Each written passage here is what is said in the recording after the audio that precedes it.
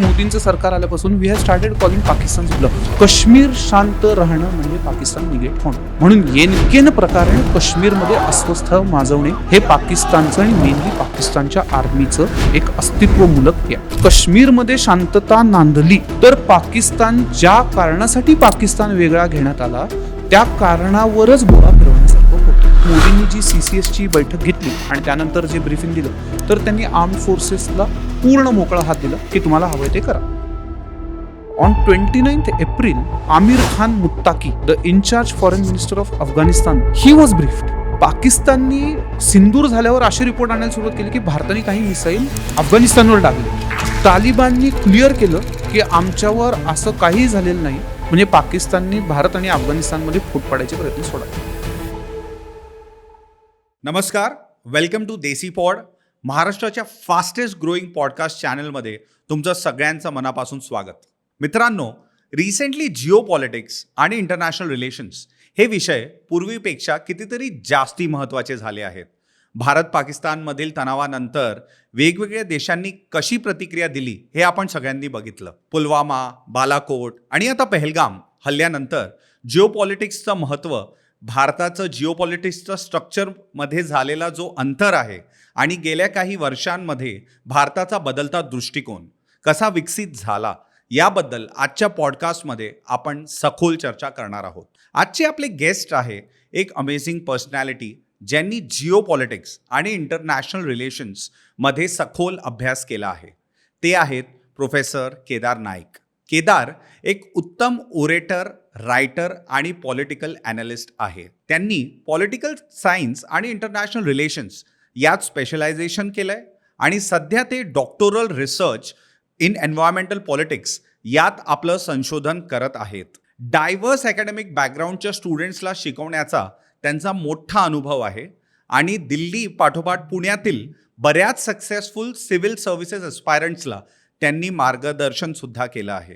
Professor Naik हे Maharashtra intelligence अकॅडमीमध्ये visiting faculty म्हणून कार्यरत आहेत, जिथे ते इंटेलिजन्स ब्युरो ATS आणि स्टेट इंटेलिजन्स ऑफिसर्स यांना कोचिंग देतात.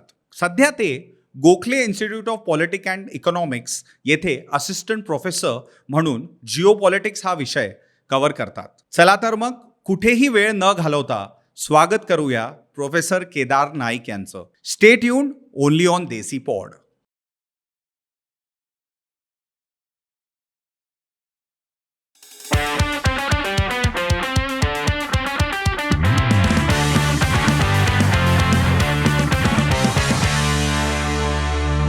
Professor Kedar Nayak, welcome to Desi pod.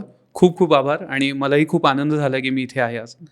Thank you. आणि सगळ्यात महत्त्वाचं म्हणजे हा जो विषय आज आपण घेणार आहोत, आमच्या डोक्यामध्ये बऱ्याच महिन्यांपासून आमच्या डोक्यात होतं की आम्हाला हे करायचं आहे, पण आम्हाला असं वाटलं याच्यापेक्षा ॲप्ट वेळ कदाचित या विषयावर बोलायची कधीच नसती. सो थँक्यू फॉर अग्रीइंग इतक्या शॉर्ट नोटीसमध्ये.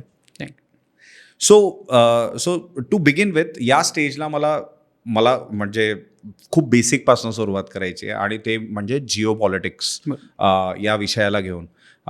वाईल जिओ पॉलिटिक्स असं नाही की आधी नव्हतं, आता चालू आहे वगैरे, पण स्पेशली जर मी आत्ता जे रिसेंट डेव्हलपमेंट्स बघितलेत तर त्या पर्स्पेक्टिव्हनी जर एका आपल्या लिस्नर च्या दृष्टिकोनातनं मी विचारायला गेलो तर जिओ पॉलिटिक्स एका देशाकरता एक्झॅक्टली नक्की काय काम करतं? ओके, खूप मोठा प्रश्न आहे. म्हणजे तसा विचार करता आपण एक थोडं म्हणजे बेसिक जार्गन बघू त्यातलं, पण मी बेसिक भाषेत सांगतो. रुडॉल्फ जेलेन नावाचा एक स्वीडिश MP होता, मेंबर ऑफ पार्लमेंट, अभ्यासकही होता तो आंतरराष्ट्रीय राजकारणाचा. So he was pretty sick of liberal way of doing international politics. म्हणजे तोपर्यंत लोक फक्त कायदा, नियम, व्यापार या पद्धतीतनं आंतरराष्ट्रीय राजकारणाच्या अभ्यासाचा विचार करायचे आणि आंतरराष्ट्रीय राजकारण मात्र हाणामाऱ्या, युद्ध, कुरघोडी, एकमेकांवर डॉमिनेशन यात सगळं चालायचं. म्हणजे आंतरराष्ट्रीय राजकारणाचा अभ्यास आणि ॲक्च्युअल आंतरराष्ट्रीय राजकारण यांच्यामध्ये काही ताळमेळ आणि परस्पर संबंधच नव्हता. आणि मग त्याला असं झालं की आपण या दोन गोष्टींचा म्हणजे अकॅडमिक रेलेव्हन्स आणि ॲक्च्युअल हॅपनिंग याच्यामध्ये काहीतरी रेलेव्हन्स असणं महत्त्वाची गोष्ट आहे. तर मग त्यांनी असं केलं की जे हार्ड नोस्ड रिअलिस्ट पॉलिटिक्स असतं की ज्याच्यामध्ये म्हणजे असं म्हणण्यात येतं की दी ओनली मॉरॅलिटी म्हणजे ज्यावेळेस तुम्ही आंतरराष्ट्रीय राजकारणात असतात त्यावेळेस तुमची केवळ एकमेव नैतिकता असते ते म्हणजे तुमचं राष्ट्र टिकवणे. ठीक आहे. आणि मग त्याच्यासाठी तुम्ही समोरच्या केसानी गळा जरी कापताय तरीही ते वागणं नैतिकच आहे. ठीक आहे. हे तुम्हाला चाणक्यानी सांगितलंय, हे तुम्हाला मॅकियावेलीनी सांगितलंय, हे तुम्हाला sun Tzuनी सांगितलंय वगैरे. तर या सर्व विचारातनं मग त्यांनी ती जिओपॉलिटिक्स ही संकल्पना 1899 साली पहिल्यांदा त्यांनी हा शब्द कॉइन केला. मराठीमध्ये सोपं करण्यासाठी आपण त्याला भू राजकारण हा शब्द म्हणूयात. मराठीमध्ये या गोष्टींचा विचार झालेला आहे पण त्याला जिओपॉलिटिक्स म्हणून किंवा तसा स्ट्रक्चरल अभ्यास कमी झालेला. तर त्याचं असं म्हणणं होतं की geopolitics the science of geopolitics will posit the laws of international relations on the basis of facts of geography. म्हणजे त्याचं असं म्हणणं आहे की जिओपॉलिटिक्स हे एक विज्ञान आहे. त्या विज्ञानातनं तुम्हाला आंतरराष्ट्रीय राजकारणाचे कायदे मिळतील आणि हे कायदे कशावर आधारित असतील तर हे भूगोलावर आधारित असतील. आता हे 1899ला जरी त्यांनी सायन्स मांडलं असेल म्हणजे ही टर्मिनॉलॉजी मांडली असेल पण याचं इतिहासात खूप जुने संदर्भ आहेत. म्हणजे आता कौटिल्याचं जे अर्थशास्त्र म्हणून जे पुस्तक आपण हे आहे त्याचं कुठलंही अनुमान लावायचं म्हटलं ते की पुस्तक किमान 2300 वर्ष जुनं आहे. तर त्याच्यामध्ये कौटिल्य चाणक्य तर ते काय म्हणतात की ते अशी मंडल सिद्धांत मांडतात. एक त्या मंडल सिद्धांतामध्ये असं म्हणणं की आपण मध्यभागी आहोत. ठीक आहे. आणि आपल्या शेजारचं एक राज्य आहे. ठीक आहे. चाणक्याचं असं म्हणणं आहे की 2 शेजारी राष्ट्र मित्र असू शकत नाहीत कारण की त्यांच्या दोघांमध्येही जमिनीवरनं भांडणं असणार. कारण की तुम्हाला जर स्वतःच्या लोकांचं भलं बघायचं आहे तर तुम्हाला स्वतःच्या लोकांसाठीचे रिसोर्सेस ऑप्टिमाइज करावे लागतील. मग जमीन एक महत्त्वाचा रिसोर्स आहे आणि प्रत्येक राज्य स्वतःची जमीन ऑप्टिमाइज करायला बघणार. And when we try to optimize those resources will have to do it at the cost of your neighbour. So चाणक्याच्या मंडल सिद्धांतामध्ये तुमचा जो इमिजिएट नेबर आहे तो अरी होतो पण सिमिलरली तुमचा जो म्हणजे त्याचा जो शेजारी जे आहे तो तुमचा म्हणजे तुमच्या शेजारच्याचा शेजारी हा तुमचा मित्र होतो तर अरी मित्र. आणि हे जर असं बघितलं तर ते परफेक्ट चपखल बसतं. म्हणजे जर आता जर सांगायचं म्हणलं तर भारताचं आणि चीनचं फार पटत नाही बॉर्डर लागून आहेत पण चीनचा शेजारी असणारा जपान हा आपला जवळचा मित्र आहे. तसंच जर बघितलं तर भारत आणि चीन जमत नाही पण व्हिएतनाम आपला अतिशय जवळचा मित्र आहे. किंबहुना अफगाणिस्तानमध्ये तालिबान म्हणजे आता आपण या विषयावर बोलणारच आहोत पण अफगाणिस्तानमध्ये आता तालिबान असूनही तालिबान त्या मानाने आपल्याला खूप जास्त सेन्सिटिव्ह आणि खूप जवळचा आहे ज्यापेक्षा पाकिस्तान आहे. त्याचा तो अरी मित्र आणि अरी तो सिद्धांत म्हणजे असा तो भूगोलात बसतो. पण जर मी फक्त जसं तुम्ही म्हटलं की जर आपण चाणक्याच्या थिओरीनुसार गेलो तर 2 देश मित्र होऊ शकत नाही तर असं म्हणायला हरकत नाही आहे की जितके जास्तीत जास्त कॉन्फ्लिक्ट ज्याला आपण बोन ऑफ कंटेन्शन म्हणतो तितकंच जास्तीत जास्त तुमचे संबंध इतर देशांबरोबर खराब होतात. इन द सेन्स जर मी एक इकॉनॉमिकली प्रोग्रेसिव्ह कंट्री नसलो तर कदाचित मला लूज करायला काही नाही आहे. त्यामुळे माझ्याशी वैर किंवा माझ्या कंट्रीबरोबर माझ्या देशाबरोबर बाकीचे जे कंट्रीज आहे त्या लोकांचे बोन ऑफ कंटेन्शन नसणारच. हां म्हणजे आता भारताला एक काय की आपली इतकी जबरदस्त आपले शेजारी राष्ट्र आहेत. म्हणजे अटल बिहारींचं एक खूप सुंदर वाक्य आहे की we can choose our friends but we cannot choose our neighbours. आणि आपले जे शेजारी राष्ट्र आहेत ते पाकिस्तानसारखं जे रोग स्टेट आहे जे स्वतःच्या सार्वभौमत्वाशी कधी पण मांडवली करून स्वतःच्या रोग स्टेटच्या फायद्यासाठी काही म्हणजे की that is called as bargaining their own sovereignty किंवा चीन जे आहे की जे एक्सपान्सिव्ह आहे आपण त्या गोष्टीवर अजून बोलूच. पण मग एक्झॅक्टली तर जर भारत आज जर आपण विचार केला तर भारत जर आज स्कॅन्डिनेव्हियात असला असता आणि आपले मित्रराष्ट्र नॉर्वे स्वीडन आणि फिनलंड असले असते तर ह्याचं एक खूप सुंदर उदाहरण देतो. महाराजा हरिसिंग अशा एका स्वप्नात जगत होते की काश्मीर हे स्वित्झर्लंड करायचं आणि त्यावेळेसच्या भारतामध्ये असणारे जे अमेरिकेचे अँबॅसेडर होते त्यांच्याशी बोलायचे की मला हे स्वित्झर्लंड करायचं आणि मला ते स्वतंत्र राहायचं आहे. किंबहुना महाराजा हरिसिंगाच्या अशा स्वप्नवत आदर्शवादामुळे किंवा रोमॅन्टिसिझम म्हणून त्याला खुळसटपणा होता तो त्याच्यामुळे काश्मीरचा प्रश्न इतका बोकाळला नाहीतर त्यांना ते आधीच येता आलं असतं. काश्मीर आहेच नंदनवन पण काश्मीरचं एक शेजारी राष्ट्र आहे पाकिस्तान, दुसरं आहे अफगाणिस्तान आणि तिसरं आहे चीन. तर त्या जॉग्रफीनी काश्मीरचे ऑप्शनच कन्स्ट्रेन होतात. तर ही ज्या पद्धतीने जॉग्रफी म्हणजे काय, एक म्हणजे तुमचं जगाच्या नकाशातलं स्थान, बरोबर. दुसरं म्हणजे तुमच्याकडे असणारे रिसोर्सेस. म्हणजे उद्या आपण कितीही भांडायचं ठरलं, म्हणजे जपानला दुसऱ्या महायुद्ध सुरू का करावं लागलं, त्यात का उडी मारावी लागली, तर त्याचं महत्त्वाचं कारण की जपानकडे ऑइलच नाही आहे. आणि त्यांना मग ते अमेरिकेच्या डॉमिनेशन आणि जे वेस्टर्न वर्ल्डचं डॉमिनेशन पटत नव्हतं, म्हणून पर्ल हार्बर. म्हणजे मग रिसोर्सेस. हो. तिसरी गोष्ट टोपोग्राफी, म्हणजे तुम्ही किती ॲक्सेसिबल आहात. म्हणजे आपल्याला एक चिंता काय नाही आहे की हिमालय आहे मध्ये. करेक्ट. तर ही खूप महत्त्वाची गोष्ट आहे. हो. पण पोलंड, ठीक आहे, पोलंड मैदान आहे, फ्लॅट मैदान आहे, ठीक आहे. आणि जर्मनीसारखा एक त्यांच्याकडे पश्चिमेकडे राष्ट्र आहे आणि पूर्वेकडे रशिया आहे. त्यामुळे पोलंड 300 वर्षात 5 वेळा जगाच्या नकाशातनं गायब झाले. टोपोग्राफी. राईट. आणि चौथी गोष्ट पॉप्युलेशन.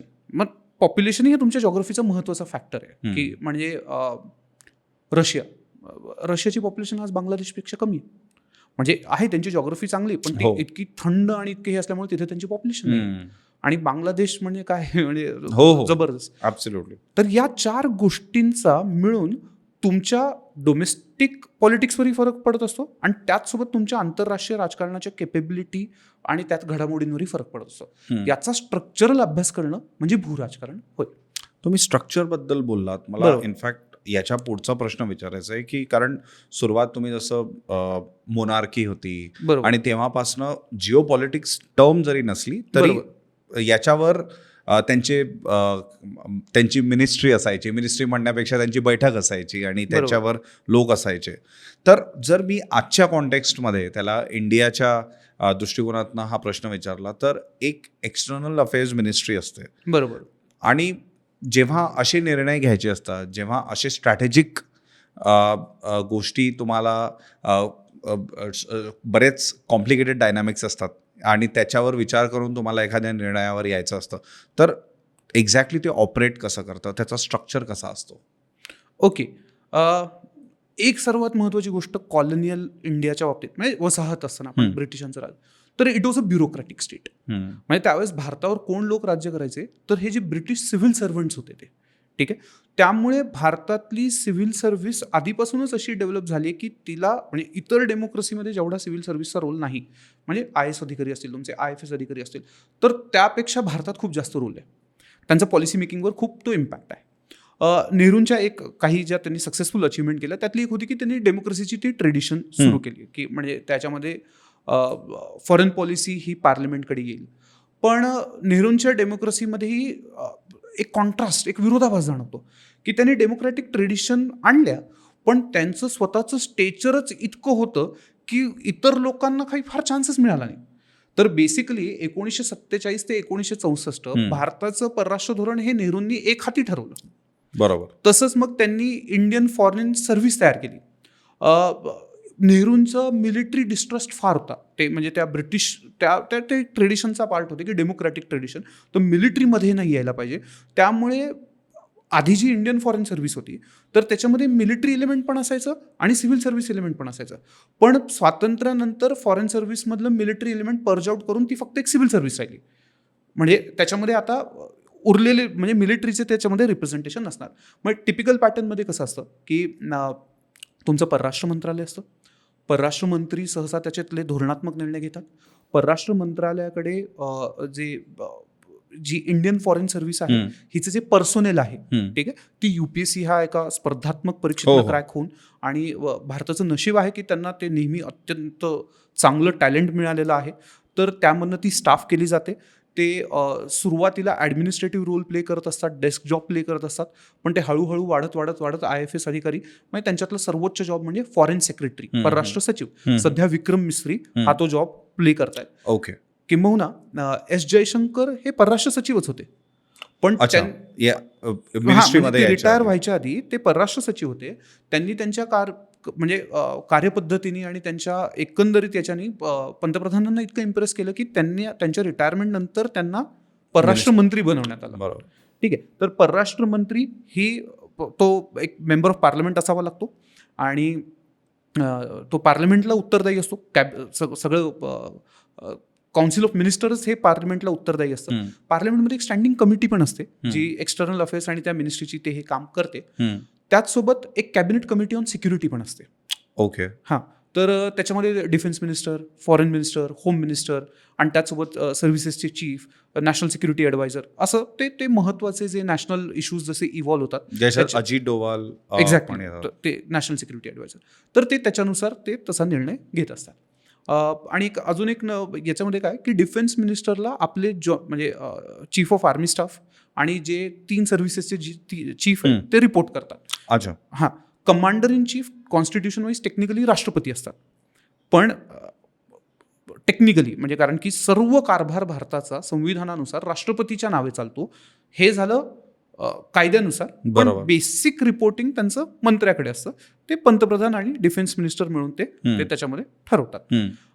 आणि पहलगाममध्ये आपल्याला एक बघायला गोष्ट काय मिळाली की मोदींनी जी CCSची बैठक घेतली आणि त्यानंतर जे ब्रीफिंग दिलं, तर त्यांनी आर्म्ड फोर्सेसला पूर्ण मोकळा हात दिला की तुम्हाला पूर्ण ऑपरेशनल फ्रीडम, की तुम्हाला हवंय ते करा.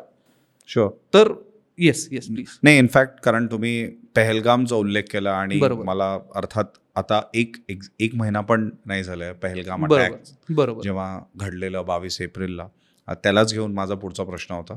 आणि परत मी हा जो प्रश्न विचारतोय, जे घडलं ते सगळ्यांनी बघितलं, त्याच्यानंतरचा पण पार्ट सगळ्यांनी बघितला, पण मी याला जिओ पॉलिटिक्सच्या दृष्टिकोनातनं विचारायचा प्रयत्न करतोय तुम्हाला की अर्थात एक तो दहशतवादी हल्ला होता, पण पहलगाम ॲज अ डेस्टिनेशन म्हणून का चूज करण्यात आलं?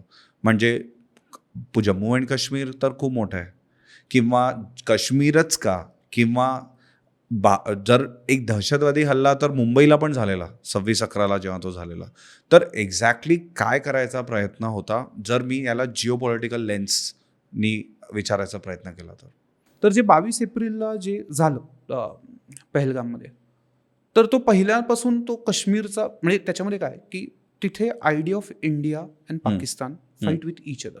ठीक आहे, it's not just the battle between those particular forces and all of this.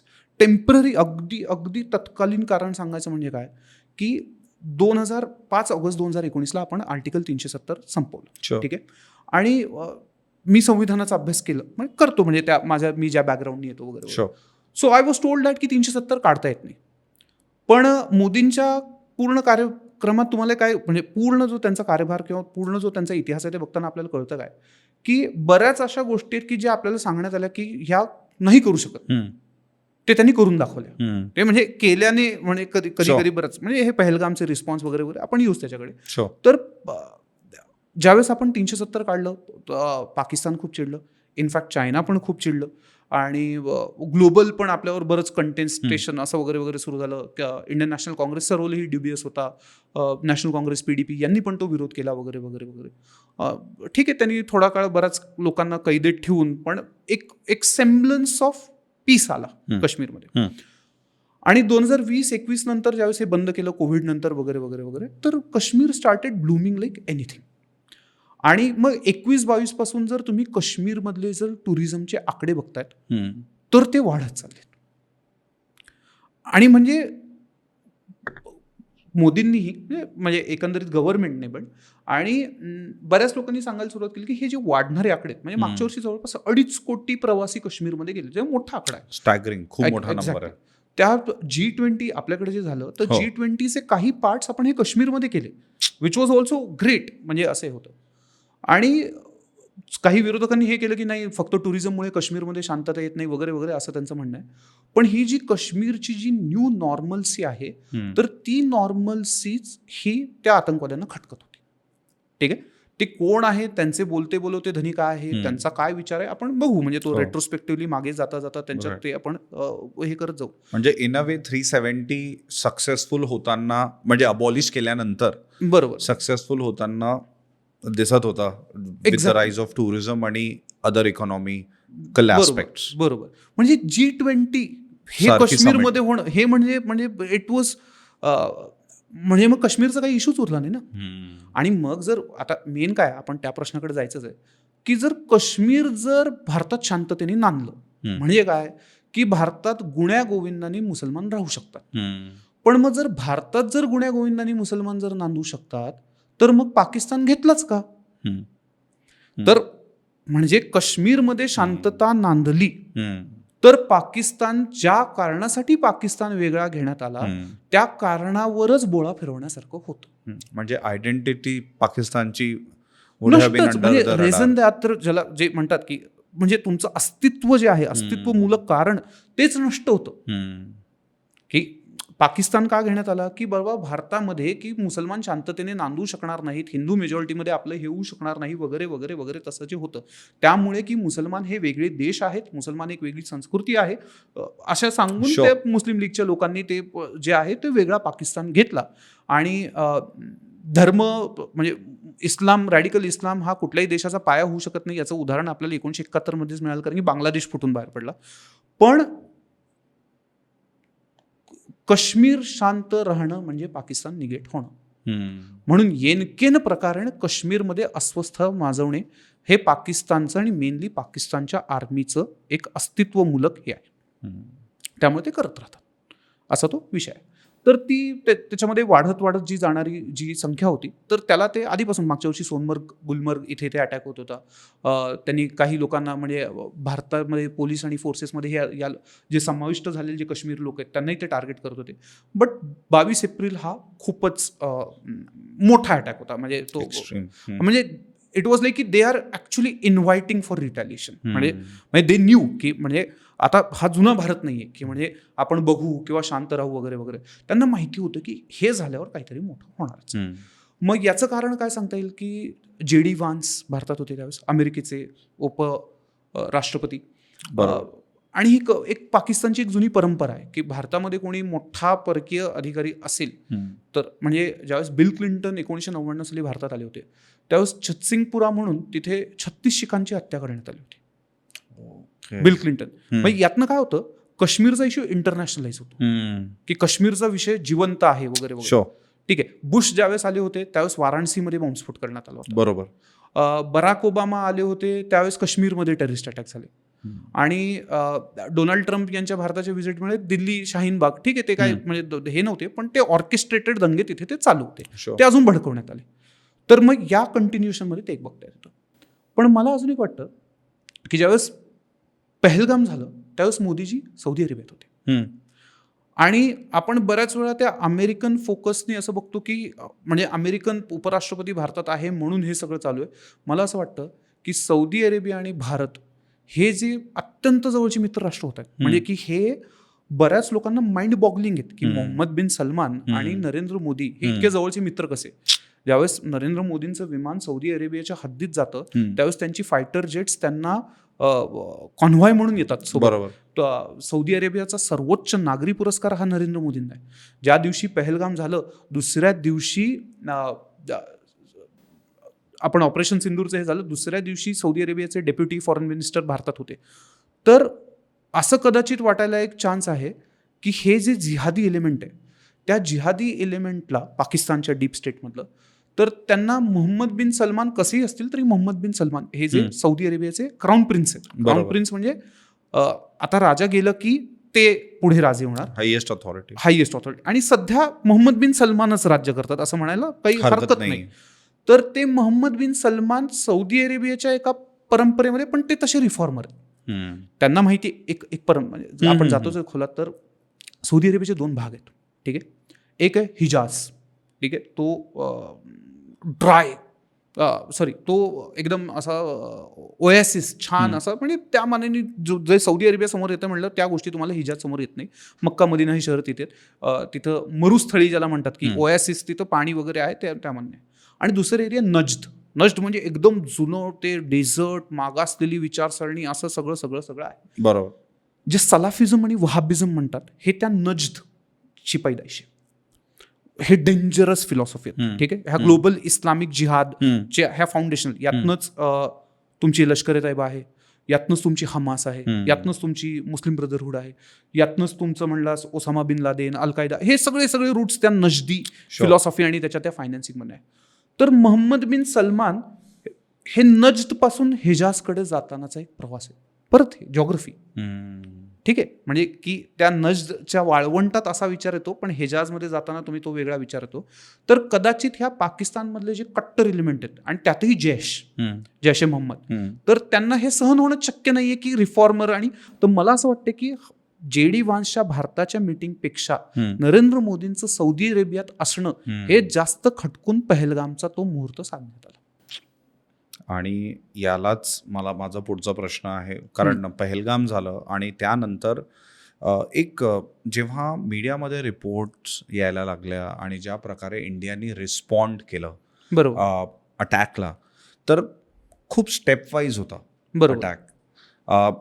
May be पहिले सुरुवातीला यूट्यूबर्सला बॅन केलं, त्याच्यानंतर करत असताना एक म्हणजे जेव्हा ऑब्व्हियसली जेव्हा वॉर डिक्लेअर झालं दॅट वॉज कम्प्लिटली डिफरंट, पण त्याच्या आधी इंडस वॉटर ट्रीटी त्यांनी कॅन्सल केली. So my question is a bit multi layered. 2 प्रश्न आहे याच्यामध्ये. एक की अशा वेळेला जेव्हा external affairs ministry who are in the power to take such decisions, ते लोक जेव्हा असे डिसिजन्स घेतात, तर what would have been the thought process now that आपण ऑलरेडी बघितलं कशा तऱ्हेचे डिसिजन्स घेण्यात आले आणि त्याच्या मागे काय ऑब्जेक्टिव्ह असावा? What is your assessment to it? Okay ठीक आहे. म्हणजे ह्या गोष्टी एक्सटर्नल अफेअर्स मिनिस्ट्री असं स्वतःहून फक्त एकटी नाही ठरवत. ठीक आहे, ते इट इज म्हणजे पार्लमेंटरी डेमोक्रेसीचा एक महत्त्वाची गोष्ट काय, इट इज कलेक्टिव्ह लिडरशिप. ठीक आहे, आणि आपण एक इन्स्टिट्यूशनल डेमोक्रेसी आहोत. तर त्याच्यामध्ये इन्स्टिट्यूशनल म्हणजे आपण संस्था तयार केलेल्या आहेत. म्हणजे आपली मिनिस्ट्री ऑफ डिफेन्स आहे, आपली आर्मी आहे, आपली मिनिस्ट्री ऑफ एक्सटर्नल अफेअर्स आहे, त्याच्याकडे फॉरेन सर्व्हिस आहे, त्याच्याकडे आपली NSA आहे, आपली नॅशनल सिक्युरिटी काउन्सिल आहे, सेक्रेटरिएट आहेत. तर ह्या सर्वांचे इनपुट्स, या सर्वांची माहिती आणि यांचे इनपुट्स म्हणजे असं येड्या गाबाळाचं काम नाही. म्हणजे ते दे आर करिअर प्रोफेशनल्स. म्हणजे त्यांनी त्याचा तो आयुष्यभर विचार केलेला असतो, आयुष्यभर ते सगळं. तर हे सगळे इनपुट एकत्र होत होत होत होत त्यांनी ते सुरू केलं. आता एक पहिल्यांदा कसं आहे की आपण 22 तारखेला रात्रीच पाकिस्तानवर अटॅक करू शकतो, ठीक आहे, किंवा हे जे टार्गेट्स केले ते केले असते. But then element of surprise would have been lost. ठीक आहे, पाकिस्तान हायपर रेडी होतच ॲब्सोल्युटली, पण एक जे असतं ना की ती डॅमोक्लेस स्वोर्ड म्हणतात त्याला याच्यामध्ये, की टांगती तलवार ठेवणे, कीप देम गेसिंग की कधी येणार आहे. ठीक आहे, तर त्यामुळे आणि त्याचसोबत आपल्यालाही बेटर इंटेलिजन्स गॅदरिंगला टाईम, म्हणजे मी बऱ्याच वेळा अभ्यास करतो या सर्व गोष्टींचा, पण ऑपरेशन सिंदूरचं टायमिंग हे म्हणजे माझ्या मते पुढे त्याचे केस स्टडी शिकवतील, म्हणजे नक्कीच शिकवतील. म्हणजे ते ज्या पद्धतीने आपण एस्केलेट करत गेलो, 23 तारखेला आपण काही एक निर्णय घेतले. एक पहिला होता की सिंधू नदीचा जो करार आहे, ठीक आहे, तो सस्पेंड करण्यात आला. अबेन्स म्हणजे त्याला काय म्हणता येईल, स्थगिती, म्हणजे असा तो याच्यावर अबेन्सवर ठेवण्यात आला, होल्डवर. ओके, अबेन्स टेक जार्गन आहे. हो, ॲब्सोल्युटली. आता बऱ्याच लोकांना असं वाटतं की हे काय, म्हणजे ठीक आहे ना काय, पण पाकिस्ताननी वेळोवेळी काय सांगितलेलं आहे की जर तुम्ही इंडस वॉटर ट्रीटीवर जर सिंधूचं पाणी थांबलं तर आम्ही ते आमच्यावर, पाकिस्तानचं न्यूक्लिअर डॉक्ट्रिनमध्ये इथं आपल्याला जावं लागतं. पाकिस्तानचं काय म्हणणं आहे, भारताचं न्यूक्लिअर डॉक्ट्रिन भारताचं आहे, आपलं काय म्हणणं आहे, नो फर्स्ट यूज. आम्ही पहिल्यांदा अण्वस्त्र कुठल्याही दुसऱ्या देशावर वापरणार नाही, पण आमच्यावर जर कोणी अण्वस्त्र वापरली तर आम्ही क्रेडिबल डिटरन्स देऊ आणि आम्ही काय त्याला म्युच्युअल ॲश्युअर्ड डिस्ट्रक्शन ज्याला म्हणतात की तुम्हाला आम्ही अश्मयुगात पाठवू, म्हणजे बेसिक असं ते आपली कमिटमेंट आहे त्याच्यामध्ये. पण आपण पहिले वापरणार. पाकिस्तानचं काय म्हणणं आहे, फ्लेक्सिबल डॉक्ट्रिन आहे. त्यांचं असं म्हणणं आहे की पाकिस्तानचं जर कोर इंटरेस्ट जर थ्रेटन होत असेल आणि जर अस्तित्वच धोक्यात येत असेल तर पाकिस्तान अण्वस्त्र वापरेल, त्याच्या विरुद्ध अण्वस्त्र वापरली नसतील तरी. आणि पाकिस्तानने आत्तापर्यंत इंडस वॉटर ट्रीटीसोबत ते लिंक केलं की नाही, आमचं हे पाणी येणं आवश्यक आहे, जर तुम्ही ते पाणी थांबवलं तर पाकिस्तानचे अस्तित्वमूलक प्रश्न निर्माण होईल, ही आम्ही ह्याला युद्ध कन्सिडर करू आणि आम्ही अण्वस्त्र वापरू. तर बऱ्याच लोकांना त्याची ती ग्रॅव्हिटी कळली नाही. आता बरेच लोक असं म्हणतात की इंडस वॉटर ट्रीटी एवढं काय होणार आहे वगैरे वगैरे. तर एकंदरीतच मोदींचं सरकार आल्यापासून we have started calling Pakistan's bluff. ते आधी म्हणायचे की आमची जर सीमा उल्लंघन केलं तर आम्ही असं करू तसं करू. ते तुम्ही उरीमध्ये केलं 2016 साली, मग बालाकोटमध्ये परत केलं, आणि ते तर आता करणारच होते, त्यांना माहितीच होतं, अपेक्षाच होती की आता हे होणारच आहे. पण त्याचसोबत त्यांनी जे असोसिएट केलं होतं की पाकिस्तानचं न्यूक्लिअर डॉक्ट्रिन, जे म्हणलं की पाकिस्तानचे जर अस्तित्वमूलक प्रश्न आले तर आम्ही काय करू की आम्ही न्यूक्लिअर वेपन वापरू शकतो. भारताचं नो फर्स्ट यूज आहे. आपल्यावर जर अण्वस्त्र वापरली तरच आपण अण्वस्त्र वापरणार, आणि अण्वस्त्र विरोधी देशावरच आपण, अण्वस्त्र ज्याच्याकडे आहेत त्याच देशाविरुद्ध आपण अण्वस्त्र वापरणार. मालदीव, नेपाळ, बांगलादेश, आपण आज एकदम रॅशनल चांगल्या देशाची पॉलिसी. पाकिस्तानचं म्हणणं आम्ही कधी वापरू, आमचे हे थ्रेटन झाल्यावर. राईट. आणि त्यांचं असं म्हणणं की इंडस वॉटर ट्रिटी हे आमचं, जर तुम्ही थांबवलं पाणी तर आम्ही याला युद्ध, ॲक्ट ऑफ वॉर धरू आणि आम्ही काय करू की तुमच्या विरुद्ध अण्वस्त्र वापरू. पण आपण ती ॲबेन्समध्ये टाकली. आता इंडस वॉटर ट्रिटी हा इतका महत्त्वाचा विषय की जगातला हा एकमेव करार आहे. 1960 साली हा करार झाला. हा करार त्यावेळेस होते नेहरू, आयुब खान, आणि मध्यस्थी होती वर्ल्ड बँकेची. आता इथे रिअलिझम किंवा जिओपॉलिटिक्स, आता इथं जिओपॉलिटिक्सची तत्व कशी महत्त्वाची आहेत हे मी सांगतो थोडक्यात. सहसा जर मी वीकर नेशन आहे, म्हणजे मी माझ्याकडे शक्ती कमी आहे, तर मी मल्टीलॅटरल बघायला जातो. म्हणजे मी UN मध्ये प्रश्न येतो, मी कुठल्या तरी आंतरराष्ट्रीय, मी एशियन डेव्हलपमेंट बँकेकडे जातो, मी वर्ल्ड बँकेकडे जातो. आणि मी जर आपल्या दोघांमधला जर स्ट्रॉंगर नेशन आहे तर मी नेहमी म्हणणार की हे बायलॅटरल ठेवायचं, जे आपण शिमला करारानुसार केलं. तर हे असंच असतं, म्हणजे की छोटी राष्ट्र मोठ्या राष्ट्रावर गँगअप करण्यासाठी मल्टीलॅटरल गोष्टीकडे जातात. Stronger nation will always go for bilateral. आपला जो काय प्रश्न आहे दोघांमध्ये ठेव, मध्ये कोणाला आणायचं नाही. पण मग नेहरूंच्या कदाचित आदर्शवादाची ही आपल्याला दिलेली किंमत आहे की आपण एक मध्ये त्रयस्थ आणला, वर्ल्ड बँक. ठीक आहे, गरज नव्हती. ठीक आहे, ही पहिली घोडचूक की जो बायलॅटरल प्रश्न आहे तो मल्टीलॅटरल लेवलला नेला. पाकिस्तानसाठी गोलच झाला, म्हणजे एक चांगला गोल होता त्यांना की बाबा मल्टीलॅटरल झाला. दुसरी गोष्ट, ही अशी ट्रिटी आहे की ज्याच्यामध्ये अप्पर रायपेरियन स्टेट आपण होतो, म्हणजे नद्या आपल्याकडनं वाहतात पण 80% पाणी पाकिस्तानला मिळतं. जगात असे दुसरीकडे कुठेच करार नाही. ठीक आहे, खालच्या जर राष्ट्राला पाणी कमीच मिळतं कारण की पहिल्या राष्ट्राकडे ती आहे. ठीक आहे. तिसरी गोष्ट, तुम्ही ज्या नद्या ज्या म्हणजे की ज्या पाकिस्तानला दिल्या, ठीक आहे, आपण थोडा फायदा आपला सतलज वगैरे वगैरे ते करून घेतला, सतलजचे युजेज राईट वगैरे वगैरे होते. पाकिस्तानने तिथनं पुढे आपण जे काही प्रयत्न केलेत इंडस वॉटर ट्रिटीवर, तर त्याच्यात नेहमी नेहमी प्रॉब्लेम क्रिएट केलेलेच आहेत. म्हणजे आपण काय म्हणतो की आम्हाला तिच्यावर नॅव्हिगेशनचा हक्क आहे. ठीक आहे, पाणी वापरू शकत नाही. 3 ज्या नद्या आहेत, सतलज, रावी, बियास, इथं आपण पाहिजे ते करू शकतो, पण सिंधू, झेलम आणि चिनाब ही पाकिस्तानमध्ये गेल्या पाहिजेत, त्यातलं पाणी, मेजॉरिटी पाणी. तर तिथं नॅव्हिगेशन किंवा बेसिक यूज जो आहे तेही करायला लागतं. नॉन कन्झम्प्टिव्ह यूज म्हणजे आपण तिथे विद्युत निर्मिती करू शकतो त्यात, हायडल. पण त्यासाठी आपण मोठं धरण बांधू शकत नाही, run of the river project म्हणतात त्याला. तर हे करतानाही छोटे छोटे प्रॉब्लेम काढून पाकिस्तानने आपल्याला नेहमी नेहमी त्रास दिलेला आहे. म्हणजे रातले असेल, किशनजंगा असेल, मग त्याच्यानंतर सलाल प्रोजेक्ट असेल, बागलिहार प्रोजेक्ट असेल, इथे पाकिस्ताननी परत परत परत परत परत, म्हणजे असं एक असतं ना की उगीच केस टाकायची, ती एक ठरलेली पद्धत असते की उगीच म्हणजे ते परत परत परत परत ते करून करून समोरच्याला ते त्रास द्यायचं. ठीक आहे, आणि हे आपण फक्त सहन करत होतो. तर आता हे ॲबेन्समध्ये ठेवणं, आपण ठीक आहे की आपण काय पाणी थांबवणार नाहीत वगैरे वगैरे वगैरे, आणि पण एक बेसिक गोष्ट काय की आपण याचं नक्की काय करणार आहोत ह्याच्याविषयी आपण काहीच बोललेलं नाहीत. ही एक ॲम्बिग्युइटी आहे, ह्याला स्ट्रॅटेजिक ॲम्बिग्युइटी म्हणता येईल की वी नाव कीप देम गेसिंग की आम्ही याचं काय करू शकतो. तर ह्याचं एक उदाहरण म्हणजे काय सांगायचं, देबाश्री मुखर्जी म्हणून आपल्या जलशक्ती मिनिस्ट्रीच्या सेक्रेटरी, म्हणजे टॉपमोस्ट ऑफिसर तिचे, तर तिने सईद अली मुर्तझांना 2023-2024 साली नोटिफिकेशन पाठवलेलं आहे की आम्हाला ही ट्रीटी रिकन्सिडर करायची आहे. पाकिस्तानने त्याच्याविषयी चकार शब्द काढला नाही, त्याला रिस्पॉन्सच दिला नाही, असं काही नाही वगैरे वगैरे वगैरे वगैरे. 12 मेला का 13 मेला सईद अली मुर्तझांनी होकार दाखवलाय की ठीक आहे, आपण ते काय परत त्याच्यावर चर्चा करू. म्हणजे हे सिंदूर नंतरही म्हणजे आपल्या अशा त्या कंडिशनमधनं या बऱ्याच गोष्टी बदललेल्या आहेत, आणि ते आहे. आणि यातली एक सर्वात महत्त्वाची गोष्ट म्हणजे काय, ज्यावेळेस इंडस वॉटर ट्रिटी झाली त्यावेळेस पाकिस्तानची लोकसंख्या 4-4.5 कोटी होती, भारताची 50 कोटीच्या आसपास होती.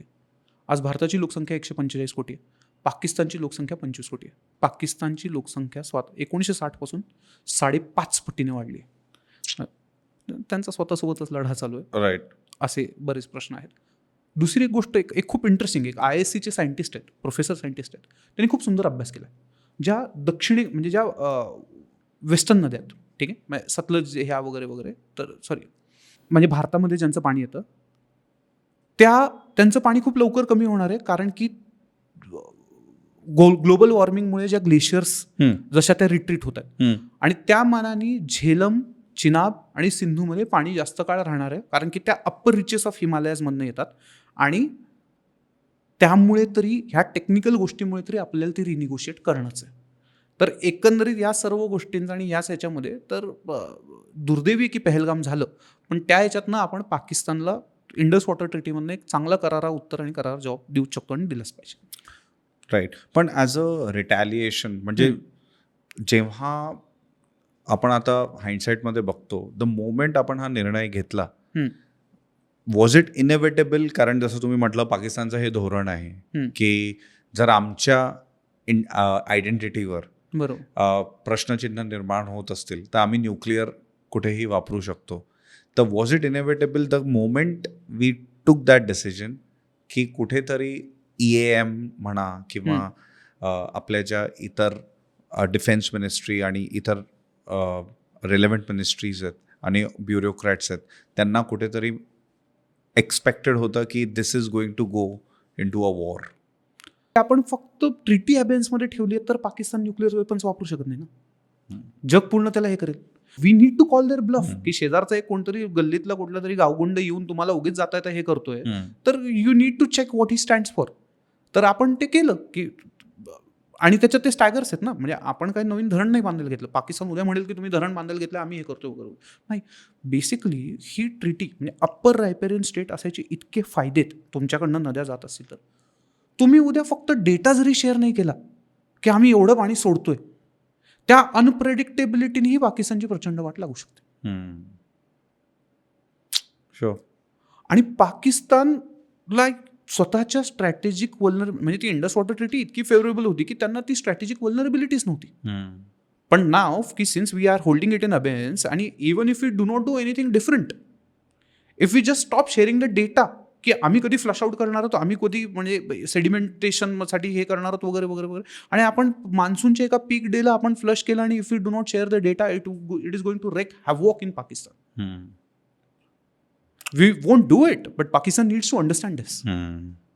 तर ते म्हणून ड्रॉइंग बोर्डला जाणं परत खूप महत्त्वाचं होतं. आणि माझ्या मते की हा म्हणजे 23 तारखेलाच आपण एक खूप मोठं उत्तर त्यांना ते दिलेलं होतं.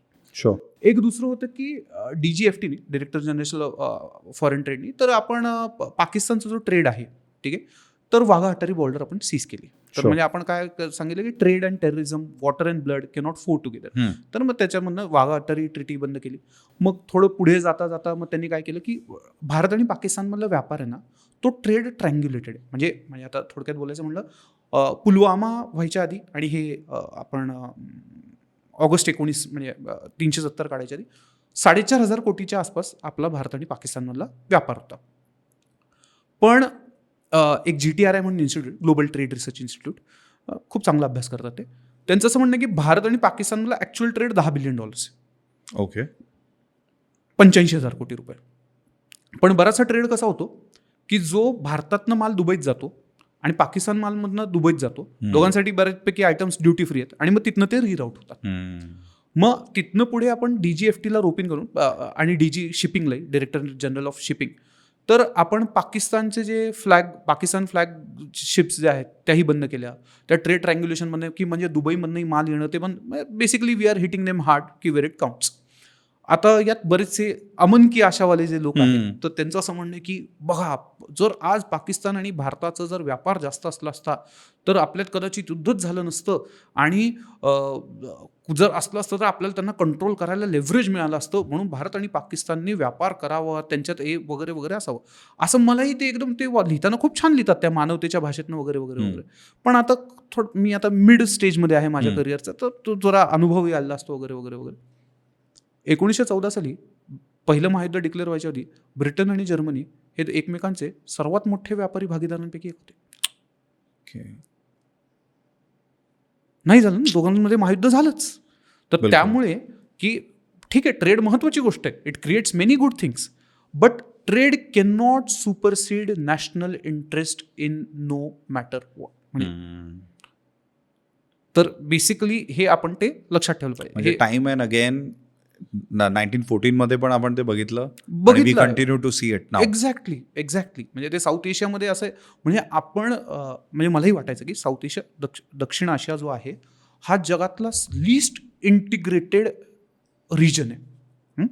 म्हणजे नॉर्थ अमेरिका बघितलं, नॉर्थ अमेरिका आणि वेस्टर्न युरोप हे मोस्ट इंटिग्रेटेड आहेत. म्हणजे त्यांचं एकमेकांमधला व्यापार सर्वात जास्त आहे.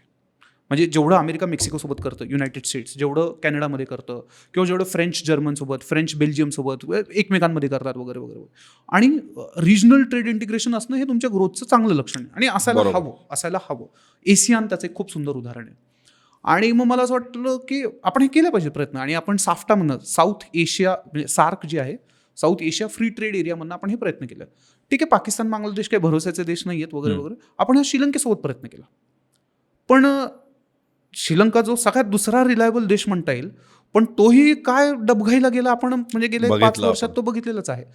तर येस की ट्रेड महत्त्वाची गोष्ट आहे आणि आपले महत्त्वाचे ट्रेड पार्टनर्स दुर्दैवाने लांबचे आहेत. पण साऊथ एशियामध्ये व्यापार हे शांततेला उत्तर असणं हे आत्ता जर कोणी सांगत असेल तर तो केवळ आणि केवळ इल्युजन आहे. ठीक आहे, स्वप्नरंजन आहे. आणि त्यामुळे आपण त्याच्यावर फार भरोसा ठेवू शकत नाही आणि आपण ते दुसऱ्या दिवशी ते बंद केलं. तुम्ही म्हटलं त्याप्रमाणे मग नंतर आपण पाकिस्तानचे जे मिसइन्फॉर्मेशन जे हे करणारे की यूट्यूबचे जे चॅनल्स होते आपण ते बॅन करायला सुरुवात केली. लगेच मिनिस्ट्री ऑफ एक्सटर्नल अफेअर्सनी वेगवेगळ्या दूतावासांना ब्रीफ करायला सुरुवात केली. You wouldn't believe on 29 April Aamir Khan Muttaqi, the incharge foreign minister of Afghanistan Taliban, he was briefed 29 April. हा म्हणजे हे पहलगामचं म्हणजे ते इतकं. आणि मग बऱ्याच लोकांना असं झालं की हे का. ह्याचं एक सुंदर काय, पाकिस्ताननी सिंदूर झाल्यावर असे रिपोर्ट आणायला सुरुवात केली की भारताने काही मिसाईल अफगाणिस्तानवर डागलेत. ठीक आहे, तालिबाननी क्लिअर केलं की आमच्यावर असं काही झालेलं नाही आणि पाकिस्ताननी भारत आणि अफगाणिस्तानमध्ये फूट पाडायचे प्रयत्न सोडावे. सो इट शोज की म्हणजे असं ते आपण हळूहळू त्याची ती इंटेन्सिटी वाढवत गेलो. युनायटेड नेशन्समध्येही आपण मग की हे सांगायला पाकिस्ताननी असं म्हणणं होतं की पहलगामच्या आपली जॉईंट चौकशी व्हावी वगैरे वगैरे वगैरे अशी ती 26/11च्या वेळेस मागणी होती. आणि काही लोकांना वाटतं की नाही करायला आपण भारताने इंटरनॅशनल प्रूफ दिले पाहिजेत. इकॉनॉमी सारख्या मॅगझिनने की India should prove to international community. ठीक आहे, Jaish e Mohammad proven record proven होता. ठीक आहे, मसूद अझर जैश ए मोहम्मदचा म्होरक्या, त्यावेळेस जैश ए मोहम्मद नव्हती, तो भारताच्या जेलमध्ये होता. त्याच्या साल्यांनी आणि त्या हरकत अल मुजाहिदीनच्या लोकांनी ते विमान हायजॅक केलं, त्याला कंदाहारमध्ये आपण सोडून आलो, तिथनं पाकिस्तानमध्ये तो गेला. ISIने त्याला गावोगाव फिरवलाय सेलिब्रिटी हिरो म्हणून, आणि त्याच्यातनं प्रचंड मोठे त्यांनी काय केले, पैसे गोळा केले. आणि ते पैसे गोळा करण्यामधनं मग त्यांनी एक मोठा मदरसा ते बनवला, तो मरकज सुबान अल्लाह बहावलपूर, जिथे हे सगळे ट्रेन झाले जे भारताचे. आणि आपलं नशीब म्हणून काय की आपण तो परवा 7 तारखेला रात्री तो उडवलाय. ओके, ठीक आहे. म्हणजे पाकिस्तानला प्रूफ देऊन होतं काय, तर काहीच होत नाही. ते 26 हाफिज सईद त्यांच्या सर्व दिसतोच. हाफिज सईद म्हणजे किंबहुना काय की जे ऑपरेशन सिंदूरमध्ये आपण जे काही टेररिस्टना मारलं त्यांना तुम्ही स्टेट फ्युनरल दिले, शासकीय इतमामात तुम्ही त्यांचे अंत्यसंस्कार केलेत. मरियम नवाज म्हणजे ठीक आहे, बाकीचं तर सोडा, ते मरियम नवाजनी त्याच्यावर ते रेट ठेवलेले आहेत. थोडी नवाज फॅमिलीवर आपलं काही लेव्हरेज होतं, पण ते काही दिसत नाही. आणि त्याचसोबत रौफ अझर सारखे इंटरनॅशनली डेझिग्नेटेड टेररिस्ट हे पाकिस्तानच्या आर्मी आणि मरियम नवाज सोबत हे त्या अंत्ययात्रेला आहेत. तर म्हणजे पाकिस्तानला प्रूफ देणं म्हणजे जोक आहे. वाईडली रिपोर्ट केलेले वाईडली, आणि हे वाईडली रिपोर्टेड आहे. आता एक मीडियाचा रोल म्हणून बोलता म्हणजे कसं आहे की बऱ्याच लोकांनी असं भारतीय मीडियावर खूप टीका केली की झी न्यूज आणि रिपब्लिक आणि NDTV आणि म्हणजे काय की कराचीवर हल्ला, इस्लामाबाद घेतलं वगैरे वगैरे, असं तसं वगैरे वगैरे वगैरे, हे सगळं चाललं आणि खूप टीका केली. म्हणजे त्याच्यावर म्हणजे मी नंतर ज्यावेळेस वाचलं की बाबा भारताच्या मीडियाने इतकं खोटं बोलले, असं बोललं वगैरे वगैरे वगैरे वगैरे, असं सगळं सांगितलं. माझा ह्याच्यात वेगळा व्ह्यू आहे. ठीक आहे, चुकीचं असेल. ठीक आहे, आत्ताच्या जगात तुमचा अटेन्शन स्पॅन ही खूप महत्त्वाची कमॉडिटी आहे. ठीक आहे, सो तुमचा अटेन्शन स्पॅन एकतर आपली मीडिया कॅप्चर करणार आहे, नाहीतर दुसरी मीडिया कॅप्चर करणार आहे. म्हणजे either it is going to be captured by our information or their information, sure, be it our misinformation or their disinformation. But at least during those times म्हणजे कसं आहे की तुम्ही आपल्या मीडियाला शिव्या घालताय की हे फेक न्यूज करतात, but at that time you do not underline the fact that की पाकिस्तानचे DGMO म्हणजे तो औरंगजेब आलम असेल, राईट, तो चौधरी असेल, किंवा पाकिस्तानचा परराष्ट्र मंत्री इशाक दार असेल, ख्वाजा आसिफ चौधरी असेल त्यांचा डिफेन्स मिनिस्टर, किंवा पाकिस्तानचे स्वतः प्रधानमंत्री शेहबाज शरीफ, हे स्वतः फेक न्यूज स्वतःच्या चॅनलमधनं बोलतात. तर मग ह्या फेक न्यूजच्या नरेटिव्हजमध्ये की त्यांना हे करण्यापेक्षा भारतीय जो मीडिया होता त्यांनी कितीही काहीही कसंही बोलू दे, पॉप्युलर लेवलला बोलू दे वगैरे वगैरे वगैरे, at least by providing some news they were keeping our own viewers engaged where they were not expose to Pakistan's misinformation wars. म्हणजे त्यांनी कितीही काहीही कसं आणि आय डू नॉट एक्सपेक्ट की म्हणजे समजा कोणीतरी एक डेली वेजर्नर आहे की त्यांनी हे सर्वात की मी आज न्यूयॉर्क टाइम्सचा रिपोर्ट वाचतो, मी उद्या स्काय न्यूजचं हे बघतो, मी उद्या झिन्हुआ काय म्हणते ते बघतो, आणि मग मी त्या satellite, I do not expect it from him. I need him to consume the ready reckoner data which gives him confidence, gives him faith and gives him trust in Indian establishment. Right. So are you trying to say की जर तुमच्या मीडियानी हे केलं नसतं तर त्या केसमध्ये आजच्या डेटमध्ये जेव्हा people have an access to any YouTube channel, any international media, so they would rather have chosen to see the other international media narrative instead of if you would not have shown. जर आपल्या मीडियानी नसतं, जर ते positively cover केलं असतं तर they would have been in a way forced to consume some other international news portal which may have had fake propaganda or for that matter fake news. Interesting, हे खूप इंटरेस्टिंग आहे. पण माझं असं काय म्हणणं माहिती का की भारताच्या ज्या एलिट्स आहेत, जुनं जे एलिट्स आहेत, की त्यांच्या लोकशाहीच्या संकल्पना कशा, म्हणजे त्या ब्रिटनमधल्या, लंडनमधल्या शिस्ती, त्या डिसिप्लिनमध्ये, त्यांच्या त्या इंग्लिश स्पीकिंग, त्यांच्या त्या एलिट क्लब्समध्ये, ही भारताची लोकशाही आहे.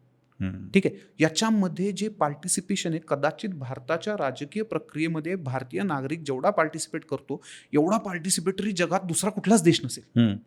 मग आपल्या जे वर्किंग क्लास किंवा आपल्या ज्या लोकांचं ते कल्चर आहे, त्यांना ती भाषा ती त्यांना ब्लॅक अँड व्हाईट पाहिजे. ठीक आहे. त्यांना ते ग्रेज नको आहेत, त्यांना ती फेथ पाहिजे, त्यांना ते ट्रस्ट हवाय. तो आपला मीडिया पोर्ट्रे करतोय. तो त्यांना म्हणायचं म्हटलं तर तो तुमच्या व्हर्नॅक्युलर भाषेत, त्यांच्या ते येतच देश त्या भाषेमध्ये तो बोलतो. तर I would like facts, I would want facts, आणि म्हणजे I work hard to gather them.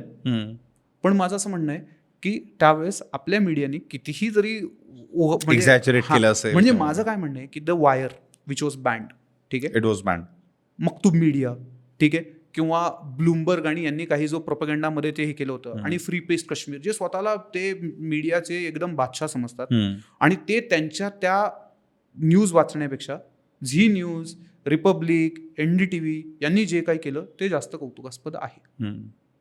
त्यांनी आपला नॅशनल इंटरेस्ट जास्त सर्व झाला, आणि specifically during the times of the war. Sure. Just a thought आणि रादर आफ्टर थॉट, हे ऐकत असताना मला एक विचारावंसं वाटत आहे तुम्हाला, इज दिस ऑल्सो, जसं गव्हर्नमेंट तुम्ही सांगितलं त्यांनी बऱ्याचशा कंट्रीजच्या दूतांबरोबर, डिप्लोमॅट्स बरोबर त्यांनी ब्रीफिंग केली, डू यू समवेअर फील की त्यांनी हे करत असताना आपल्या मीडिया जे INB मिनिस्ट्री आहे त्यांनी ते पण केलं असावं, so that the sentiment amongst the crowd जेव्हापर्यंत हे सुरू आहे that remains in the right spirit or positive spirit? मला वाटत नाही, कारण की, आणि एक पुढचं कसं आहे की म्हणजे भारत हे जे आहे, काही लोकांना म्हणायचं असेल की भारतीय मीडिया भारतीय राजकारण्यांचा ऐकते, हा जोक आहे. ठीक आहे. ते फक्त TRPचं ऐकतात, आणि ते TRP ही नाही, म्हणजे ते एकदा जोशमध्ये आले ते कोणाचंच ऐकत नाहीत. ठीक आहे. आता you like it or not, he democracy, हे तिचं एक्सप्लोजन आहे. तुम्ही लोकशाही कौतुक करायचं, आणि मग त्याच्यानंतर तुम्ही तुमच्या ठरलेल्या कुठल्या तरी न्यूयॉर्कच्या किंवा लॉस एंजलिस किंवा लंडनच्या काउंटीमधले त्याचे ते शिस्तीचे निर्णय त्याला लावायचे, असं नाही होत. ठीक आहे. ही भारताची व्हायब्रंट पार्टिसिपेटिव्ह डेमोक्रेसी, तिचे ते रंग आहेत, तिचे ते रूप आहेत, तिचा तो ढंग आहे, तिचा तो लहजा आहे.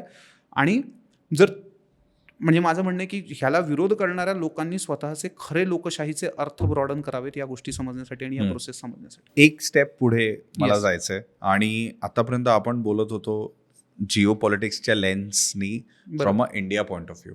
बरोबर. मला आय नो की तुमचं specifically with respect to international relations आणि इंडिया डायनॅमिक्स इतर देशांबरोबरच्या रिलेशन्सबद्दल we are talking about it, but मला हा प्रश्न विचारतो स्पेसिफिकली पाकिस्तानला घेऊन. सो जेव्हा तुम्ही जिओ पॉलिटिकल लँडस्केप डायनॅमिक्स बघता पाकिस्तानला घेऊन, तर what do you think is your assessment? ते लोक हे सगळं कसं बघत असतील? किंवा ऑब्व्हियसली आपण तर अंदाजच लावू शकतो, but as an expert who is also keeping a close eye on the counterpart, त्यांना जेव्हा तुम्ही बघता तुमचं असेसमेंट काय आहे? ते लोक कसं या सगळ्या गोष्टींना वॉरफेअरमध्ये करत असतील किंवा बघत असतील, ऑर नॉट नेसेसरी वॉरफेअर म्हणूनच, पण the way they are geographically located, आणि तर हाऊ वुड दे ऑपरेट?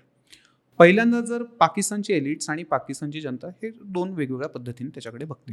पहिल्यांदा पाकिस्तानची जनतामध्येही 1979 पासून किंवा 1978 पासून एक पाकिस्तानशी बोलूच आपण थोडा, आता तो विषय आलाच आहे तर म्हणजे त्याच्याकडून पाकिस्तान ज्या फोर्सनी घेतलं तो होता मुस्लिम लीग.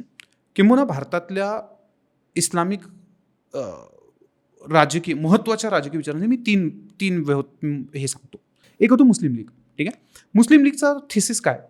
2 nation state. ठीक आहे. त्यांचं बेसिकली जिन्नांचं एक लाहोर थिसिस म्हणतात त्याला 1940 मध्ये. तो व्हॉट ही आर्ग्यूज की Hindu and Muslims are not religions per se, they are 2 civilizations. This 2 civilizations like westerners, ते म्हणजे यांचा धर्म घरी नाही राहत. ठीक आहे. मी माझं काम करतो आज दिवसभर आणि मग घरी जाऊन माझा धर्म आणि आचरण करतो. यांचा धर्म यांच्या समाजविश्वाच्या चराचरात व्यापून आहे. जिथं हिंदू जातो तिथे त्याचा धर्म जातो, जिथं मुसलमान जातो तिथे त्याचा धर्म जातो.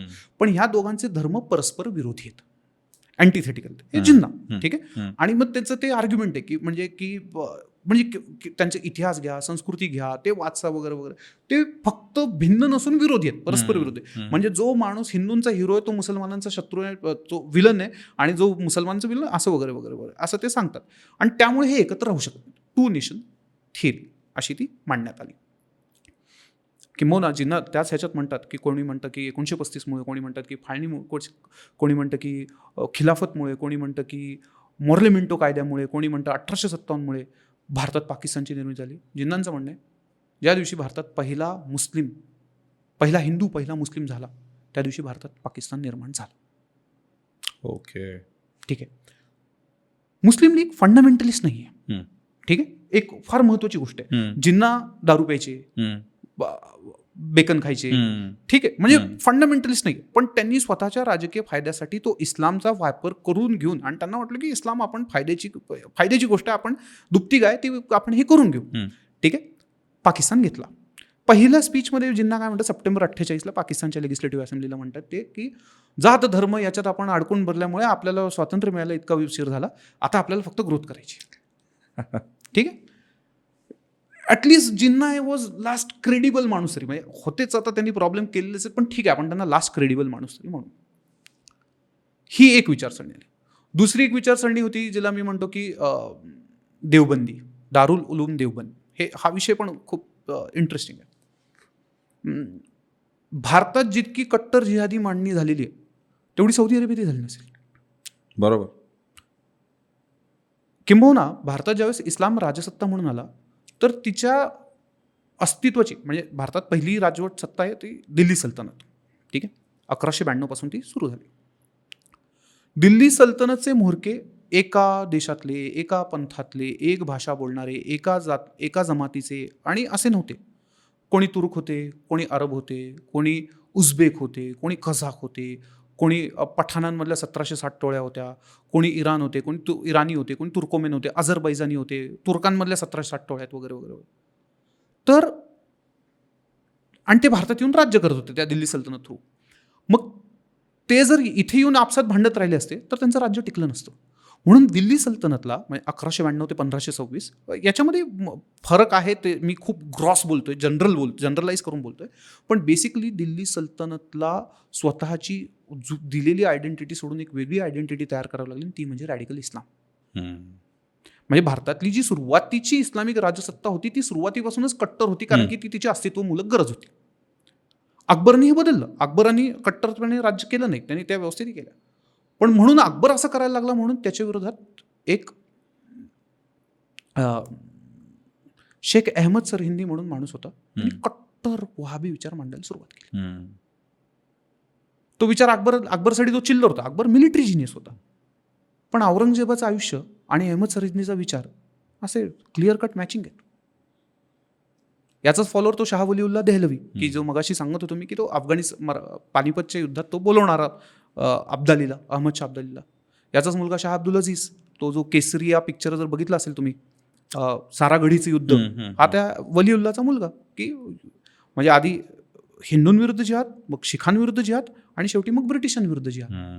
आणि मग यातल्या काही लोकांनी असं त्यांना कळायला लागलं की ठीक आहे, आपण शिखांविरुद्ध जिंकलो, हिंदूंविरुद्ध जिंकलो, ब्रिटिशांविरुद्ध जिंकू शकत नाही, तर आपल्या जिहादला एक स्ट्रक्चरल ऑर्गनायझेशन देण्यासाठी, कारण की ब्रिटिश मारतातच आहेत आपल्याला, तर आपल्याला काहीतरी विचार करावा लागेल. म्हणून त्यांनी सहारनपूर जिल्ह्यामध्ये देवबंद इथे मदरसा घेतला, एक जागा घेतली, तिथं मदरसा, दारुल उलूम देवबंद, तिथं जगभरातले सगळे विद्यार्थी शिकायला येतात. ते म्हणले वानोटवी आणि गंगोही असे, अर्शिद अहमद गंगोही आणि कासिम वानोटवी असे ते 2 लीडर होते. ते म्हणले की पहिल्यांदा तुम्हाला इल्म, नॉलेज दिलं पाहिजे आणि मग त्यानंतर आपण हे ब्रिटिशांचे प्रश्न सोडवू शकू. देवबंदी फिलॉसॉफी तिथनं सुरू झाली. हे फंडामेंटलिस्ट का? कट्टर फंडामेंटलिस्ट आहेत. यांच्यासाठी ब्रिटिशांसोबत कॉम्प्रोमाइज करायचं का? बिलकुल नाही. पण हे जेवढे ब्रिटिशांच्या विरोधात आहेत हे फंडामेंटल्स पूर्ण आहेत. बुरखा पाहिजे, हे पाहिजे, सगळं पाहिजे. पण त्याचसोबत ते मुस्लिम लीगला विरोध करतात आणि त्यांनी भारताच्या फाळणीला विरोध केला.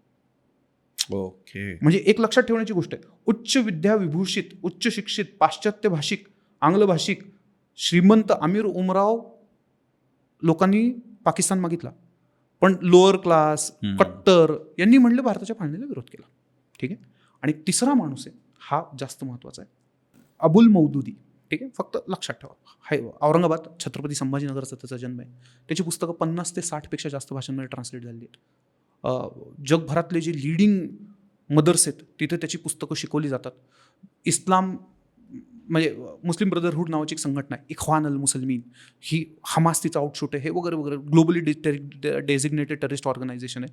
तिचा जो फाउंडर आहे सईद कुतब, हसन बन्नान सईद कुतबच्या विचारांवर अबुल मौदुदीचा पगडा आहे. इतका मोठा माणूस आहे, भारतातल्या औरंगाबादमध्ये त्याचा जन्म आहे. त्याचं म्हणणं होतं त्यांनी भारताच्या फाळणीला विरोध केला, त्याचा जिन्नांना विरोध होता. 1943 साली त्यांनी जमाते इस्लामी नावाची संघटना स्थापली आणि त्याचं म्हणणं होतं फाळणी का घ्यायची, जग पूर्ण इस्लाममय होणार आहे. ठीक आहे, तर मग आज पाकिस्तान वेगळा घ्यायचा, तो दरुल इस्लाम करायचा, मग परत भारताकडे आक्रमण करायचं, मग ते दरुल इस्लाम कशाला? 30-40 वर्ष द्या, पूर्ण भारत आपण दरुल इस्लाम करू. ठीक आहे. भारत ज्यावेळेस स्वतंत्र झाला, हा माणूस दुर्दैवाने म्हणजे त्या दुर्दैव समजून तो पाकिस्तानमध्ये गेला. आता कमिंग बॅक, मुस्लिम लीग राज्य करते. जिन्नांना असे की ग्रोथ करायची, त्यांनी केली. पहिले 10 वर्ष पाकिस्तान 5.6% या रेटने वाढलाय. म्हणजे इंडस वॉटर ट्रीटी ज्यावेळेस झाली, आपलं पर कॅपिटा इन्कम आहे $311, पाकिस्तानचं $400 आहे पर कॅपिटा इन्कम. ठीक आहे, इंटरेस्टिंग. पाकिस्तानची ग्रोथ रेट जास्त आहे. पहिल्या 10 वर्षात आपण 3.5 ते 3.6% या रेटने वाढलो, कारण की आपलं सोशलिझम आणि नेहरूंची काही चुकीची धोरणं, पाकिस्तानी कॅपिटलिस्ट अमेरिका जी धोरणं होती आणि ते 5.6% या रेटने वाढलेले आहेत, प्रगती करत होते. पण पाकिस्तानचा प्रॉब्लेम काय, पाकिस्तान डेमोक्रेसी रुजवू शकली नाही. भारत द्वेषण, आर्मीला ते नेहमी ते इंटरव्हेन्शन करावं लागलं. पण आधी भारताच्या भीतीने आर्मी ते इंटरव्हीन करत काहीतरी, बाबा पाकिस्तानच्या आर्मीनी तो एक नेहमी भारताचा बागुलबुवा क्रिएट केला. काय, आम्ही का राज्य करतोय, कारण की आम्ही जर राज्य केलं नाही तर भारताची आर्मी तुमच्यावर अटॅक करून तुम्हाला संपून टाकेल, म्हणून पाकिस्तानच्या आर्मीचा रोल महत्त्वाचा आहे. मग पहिले आले आयुब खान गेल्यावर याहिया. ठीक आहे, पण याहियाला एक विरोध, किंवा याहियासोबतच होता जुल्फिकार. मग आता जुल्फिकार अली भुट्टो हा पॉप्युलर होता. काही लोक त्यांना इंदिरा गांधीशी कम्पेअर करतात. इंदिरा गांधी काय, कुठल्याही भारताच्या लोकशाही नेत्याचे तो पायाची धुळी नव्हती. ठीक आहे, कारण की ते नाहीच, म्हणजे तो कट्टर होता, हे होता वगैरे वगैरे. पण जुल्फिकार पाकिस्तानमध्ये पॉप्युलर होता. आणि 1971ला इतका हरू नाही, तोच झुल्फिकार. तेच त्या 1971मधल्या त्या मिसॲडव्हेंचरची किंमत, पाकिस्तान पूर्ण कापला गेला, तिथनं तो पंतप्रधान झाला. तेच झुल्फिकार, तोच ते शब्द वापरणार. झुल्फिकारनेच हे शब्द वापरले, आम्ही गवत खाऊ पण आम्ही अणुबॉम्ब बनवू. आज त्यांनी अणुबॉम्ब बनवलाय आणि गवतच खात आहेत. तर पण ते झुल्फिकार. पण मग नंतर झुल्फिकार पंतप्रधान असताना झिया उल हक नावाचा सेनाधिकारी, सेनाप्रमुख हा वेटिंगमध्ये होता. आणि त्याला असं होतं की मला आता हे व्हायचं काय, सेनाप्रमुख, राष्ट्रप्रमुख व्हायचं. सेनाप्रमुख तर आहेच, पण हे पण आधीचे कसे लेचेपेचे नेते होते, तर झुल्फिकार तसा नव्हता. मग त्यांनी झुल्फिकारला उचललं, जेलमध्ये टाकला, खोटी केस बसवली आणि त्याला फासावर चढवला. म्हणजे कसं की भारतात नरेंद्र मोदींनी राहुल गांधींना किंवा राहुल गांधींनी नरेंद्र मोदींना फासावर चढवण्यासारखं हे भारतात होणार नाही. ही आपली राजकीय संस्कृती नाही. म्हणजे इंदिरा गांधींच्या विरुद्ध आपण इतके चिडलेले असताना त्यांना 1 दिवसाची साधी जेल दिली. ही लोकशाही, ही आपली संस्कृती आहे, असं होऊ शकत नाही. आणीबाणीनंतरचं तसं ज्या दिवशी त्यांनी झुल्फिकारला जेलला पाठवलं, मारलं, जेलला पाठवल्यापासूनच पाकिस्तानची जनता त्याच्यावर खूप चिडून होती. आणि झुल्फिकारला फासावर टाकल्यावर तर पाकिस्तानच्या जवळपास त्याला कोणी सपोर्ट करणारेच लोक उरले नाहीत. म्हणजे at least white work, collar work ह्याच्यामधले म्हणजे सरकारी अधिकारी असतील, पत्रकार असतील वगैरे वगैरे, ते सर्वच त्याला विरोध करायला लागले. मग झुल्फिकारला असं होतं की झिया उल हकला असं होतं की मला आता नवीन बेसिस शोधणं आवश्यक आहे सपोर्टचे. सो तो त्या जमाते इस्लामीला शरण जातो, अबुल मौदुदीच्या. त्यांच्यामध्ये एक डील होते काय की बाबा तुम्ही आम्हाला समर्थन द्या, आम्ही तुम्हाला.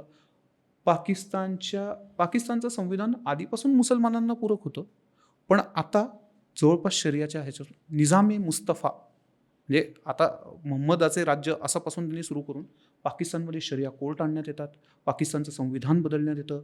पाकिस्तानमध्ये आधीपासूनच 19-20 असेल मुसलमानांनी, इतर आता फक्त मुस्लिम. अहमदियासारख्या लोकांना आता मुसलमान म्हणण्यात येणार नाही. ते स्वतःच शियांना मागे ढकलण्यात येतं. हिंदूंची तर तुम्ही अवस्थाच विचारू नका.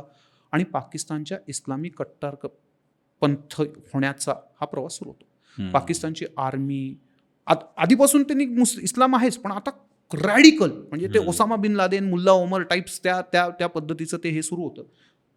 पाकिस्तानची आर्मी, पोलीस, सिव्हिल सर्व्हिसेस याच्यामध्ये कित्येक असे कट्टरतावादी लोक प्रयत्नपूर्वक भरण्यात येतात. असीम मुनीर हे त्यावेळेस रिक्रूट झालेत. त्यामुळे ते जे त्यांचं 15 एप्रिलचं जे भाषण आहे आत्ताचे पाकिस्तानचे सेनाप्रमुख, तर ते त्या लाईटमध्ये बघावं लागतं. त्याच्यामध्ये ते फक्त पाकिस्तान ही काश्मीर ही जगुलर व्हेन नाही बोललेत, त्याच्यामध्ये ते अजून फार इस्लाम, हिंदुत्व याच्यावर त्यांनी फार तारे तोडलेले आहेत. तर हे झिया उल हकच्या त्या इस्लामिसायझेशनच्या त्या रॅडिकल आयडिओलॉजी त्या ह्याच्यामध्ये ते बघावं लागतं. पाकिस्तानमध्ये आत्ता 2 सगळ्यात महत्त्वाचे पॉवरफुल एलिमेंट आहेत. एक म्हणजे मिलिटरी, दुसरे म्हणजे मुल्लास. ठीक आहे. Sometimes they compete, sometimes they fight with each other. Musharraf had to flee, Benazir was killed वगैरे वगैरे वगैरे. But when it comes to Kashmir they converge their interest. Okay. So as I mention की पाकिस्तानच्या मिलिटरीला काश्मीर का पाहिजे, कारण की हे त्यांचं प्रॉमिस आहे. अदरवाईज ते म्हणजे जर काश्मीर शांततेने आणला तर पाकिस्तानचा फायदा काय. आणि जैश म्हणजे स्पेसिफिकली टॉकिंग अबाउट जैश आणि the way Masood Azhar sees it, आता हे खूप महत्त्वाचं एलिमेंट आहे. ठीक आहे. पहलगाम झालं, त्याला पाकिस्तानच्या आर्मीने सपोर्ट केलं आणि पाकिस्तानच्या आर्मी स्वतःच्या स्वार्थी धोरणासाठी असे टेररिस्ट अटॅक सपोर्ट करेल. पण जैश ए मोहम्मद, मग त्याच्यानंतर लष्कर ए तैयबा यांचं म्हणणं काय की भारत दारुल हर्ब आहे. ठीक आहे. भारताला पूर्ण इस्लाममय करायचंच आहे, कारण की जग इस्लाममय होणार आहे. तर भारताला इस्लाममय करण्याची सुरुवात ही काश्मीर थ्रू करायची. म्हणून पहिल्यांदा काश्मीर हे करून भारत डिसइंटिग्रेट करून ते एका प्रक्रियेची सुरुवात आहे, ज्यातनं भारत पूर्ण दरुल इस्लाम होणार आणि त्यांचा गजवा हिंद पूर्ण होणार. तर त्यामुळे पाकिस्तानच्या आर्मीचे इंटरेस्ट जरी वेगळे असतील तरी आता पाकिस्तानमध्ये जे मुलांचं जे सामर्थ्य वाढत आहे, त्यांच्या सोसायटीवर तो त्यांचा जो इन्फ्लुअन्स वाढत आहे, ते बघता असं मला वाटतं की पाकिस्तानची मुलं शाळेत जातात म्हणजे काय. ह्या ज्या झिया उल हकच्या नंतर रॅडिकलायझेशन झालं त्यातलं पाकिस्तानमधली 70-80% मुलं शाळेत जातात म्हणजे मदरस्यात ब्रेन वॉश होतात. तर मग त्यांचा ह्याच्याकडे बघायचा दृष्टिकोन, त्यांना ते गॅरंटीडच आहे की ते जिंकणार आहेत हे युद्ध, कारण की हे इस्लाम आणि गैर इस्लामचं युद्ध आहे. आणि ते त्या परिप्रेक्षातनं एका आर्मेगेडॉन म्हणजे एक जी कयामतच्या आधीची जी लढाई आहे त्याच्यामधला हा एक कुठे पार्ट म्हणून पाकिस्तानच्या सामान्य आवामचं हे बघायचे दृष्टिकोन असा हळूहळू वाढत चाललेला आहे. दुर्दैवी आहे. तर त्यामुळे we need to brace ourselves for a long term war. की जे रॅशनल एलिमेंट आहे की जे हे विसरून गेले की भारत पाकिस्तान म्हणजे एक 80 वर्षांपूर्वी भारत होता आणि ते त्याच्याकडनं असं हे पाकिस्तानमध्ये हळूहळू कमी होत चाललेलं आहे एलिमेंट. जर ते असतील तर ते पाकिस्तान सोडून पहिले पळून जातात. एक जोक आहे की why does not Bangladesh have a Olympic team? All those who can run swim or jump have already left the country. तर तर तर तसं पाकिस्तानमधले की पण चांगले एलिमेंट तसं ते सोडून गेलेले आहेत. तर ते त्यामुळे we are bracing ourselves for a long term war. Bhutto has promise 1000 years war. So I am not saying that we are going to give them that, but at least we should be eternally vigilant, कारण की हे होणार आहे. मला आता पुढचा प्रश्न विचारायचा आहे. आपण भारताबद्दल बोललो, पाकिस्तानबद्दल बोललो आणि आपण ऑपरेशन सिंदूर आपण बघितलं, जो मागच्या एका महिन्यामध्ये इंडियानी पाकिस्तानला ॲज अ रिस्पॉन्स म्हणून त्यांनी तो दिला. पण हे सगळं करत असताना जिओ पॉलिटिक्समध्ये इतर देश पण होते आणि त्यांनी ऑपरेशन सिंदूरला ज्या प्रकारे रिॲक्ट केलं, खूप मिक्स्ड रिॲक्शन्स आपल्याला बघायला मिळाल्या. आणि इन लिटरल सेन्स बघायला गेलं तर it was divided in 2 parts. काही कंट्रीज ओपनली येऊन पाकिस्तानला पाठिंबा देत होते आणि काही कंट्रीज ज्यांच्याकडनं अपेक्षा होती की ते इंडियाच्या फेवरमध्ये येऊन ओपनली येऊन बोलतील, त्या कंट्रीजनी इनफॅक्ट म्हणजे दे मे हॅव सपोर्टेड इनडिरेक्टली, पण त्यांनी ओपनली येऊन इंडियासाठी स्टान्स नाही घेतला. तर या सगळ्याला तुम्ही कसं बघता? ओके, सो फर्स्ट टर्कीने अझरबैजान लगेच कव्हर होईल म्हणून आपण ते बघू.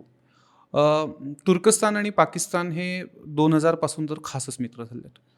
एक तर पहिल्यांदा त्यांचे काही स्ट्रक्चरल म्हणजे ज्यावेळेस कोल्ड वॉर होतं, ते कोल्ड वॉरमध्ये टर्की आणि पाकिस्तान हे दोघंही सेंटो आणि बगदाद पॅक्टचा पार्ट होते. CENTO is central treaty organization of Baghdad pact which was created to oppose USSR. So Turkey and Pakistan have institutional history of cooperating. Okay, they have both received Patton tanks, त्यांच्याकडे both F-16 अमेरिकेने दिलेली आहेत. तर ती military ज्याला compatibility आहे, कारण की कोल्ड वॉरमध्ये सेम साईडनं असणं USSRच्या अगेन्स्ट USAच्या सोबत, म्हणून ही त्यांना कोऑपरेशनचा इतिहास आहे. 2000मध्ये AKP पार्टी आहे रसिप तय्यप एर्दोवानची, जे आता टर्कीचे प्रेसिडेंट आहेत. ते पंतप्रधान प्रेसिडेंट आलटून पालटून 25 वर्ष तेच आहेत. He started Islamicization of Turkey. ठीक आहे, केमाल पाशाने ते सेक्युलर बनवलं, तर नाव he started Islamicization. And now Erdogan thinks that by becoming more and more radical Islamist, Turkey can claim the leadership of Islamic world, which gives its immense benefits. So त्यामुळे ते अजून कट्टर होतात. आणि मग ह्या रॅडिकल इस्लामिसायझेशन पाकिस्तानही तशाच इस्लामिसायझेशनमधनं जात असल्यामुळे त्या दोघांमध्ये अतिशय मिळून येतं. ही त्यांची मग त्यांच्यामध्ये स्ट्रॅटेजिक ऑपरेशन. गेल्या 25 वर्षात एर्दोगान 10 वेळा पाकिस्तानला भेट दिलेली. ठीक आहे, यू वुडंट बिलीव्ह की पाकिस्ताननी जे वेपन्स वापरले तर पहिले चायनाचे होते. विंगलुंग म्हणून त्यांचं जे होतं, सोनगर नावाचं जे ड्रोन आहे, which was all people know की सोनगर नावाचं ड्रोन आहे टर्कीकडे, पण ते टर्कीच्या बाहेर कधी वापरलं नव्हतं. ते पहिल्यांदा भारतासाठी अटॅकवर ते वापरण्यात आलं. त्याचसोबत इहा, अंका S हे ड्रोन्स हे करण्यात आले. एक हर्क्युलिस C-130 जे उतरलं पाकिस्तानमध्ये हे सगळं झाल्यावर टर्कीचं होतं. तर या कारणामुळे हे असेल. आणि जे एक सायप्रसमध्ये तुर्कस्तानचा प्रॉब्लेम आहे की सायप्रस अर्धा देश ग्रीसकडे, अर्धा तुर्कस्तानकडे. पाकिस्तानने सरळ सांगितलं की the day Cyprus declares independence, Pakistan will be the first to recognize it as Turkey's part. तर पाकिस्तानकडे एक जुनी हॅबिट आहे. काय करायचं, समोरच्या देशाला इतकं त्याच्या पायात पडायचं, म्हणजे वन साइडेड अफेअर की ते मग काहीतरी परत यायला पाहिजे, असं ते पाकिस्तान ते तुर्कीकडे बघतं. पण ठीक आहे, मला असं वाटतं की दोन्ही देशांची ही जी लिडरशिप आहे त्यांच्या स्वांत सुखाय धोरणामुळे ते स्वतःच्या देशाची वाटच लावत आहेत आणि स्वतःला, त्यामुळे आत्ता चालू असेल पण तर काय फार लाँग टर्म मोठा प्रॉब्लेम नसणार आहे.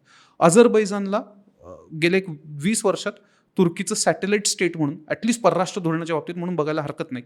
आणि त्यामुळे जे तुर्की करतं त्याला अझरबैजान सपोर्ट करतं आणि म्हणून असं ते बघता येईल. आणि त्यात अजून असं एक आर्मेनिया नावाचा देश आहे ज्याचं तुर्कस्तानचं पटत नाही. तुर्कस्ताननी त्या लोकांचं जिनोसाईड केलेलं आहे. भारत ते रेकग्नाईज करतो, पाकिस्तान करत नाही. हे परत एक प्रॉब्लेम आहे. आणि ह्या अझरबैजान आर्मेनियाचं युद्ध झालं होतं त्यावेळेस भारताने न्यूट्रल भूमिका घेतली आणि काही ठिकाणी आपण आर्मेनियाला सपोर्ट दिला, तर Azerbaijan is paying us back. पण फार चिल्लर आहे. तर म्हणजे असा विषय. आता युनायटेड स्टेट्स, आता सिन्स हा पॉडकास्ट आहे आणि मी रिसर्च पेपर लिहित नाही आहे, आणि त्यामुळं let me be frank and like yes please. माझं मनातलं सांगू दे, ठीक आहे. United states have always been unpredictable. म्हणजे काय म्हणजे त्याचं हॅज त्या देशाचं असं आहे की काय कधी ते क्योटो ट्रिटीत असतात, कधी नसतात, कधी पॅरिसमध्ये येतात, कधी जातात वगैरे वगैरे वगैरे. पण त्या अनप्रेडिक्टेबिलिटीला डोनाल्ड ट्रम्प यांनी 4 चांद लावलेत. म्हणजे ते म्हणजे अगदीच म्हणजे ते दुसऱ्या लेवललाच घेऊन गेलेत वगैरे वगैरे.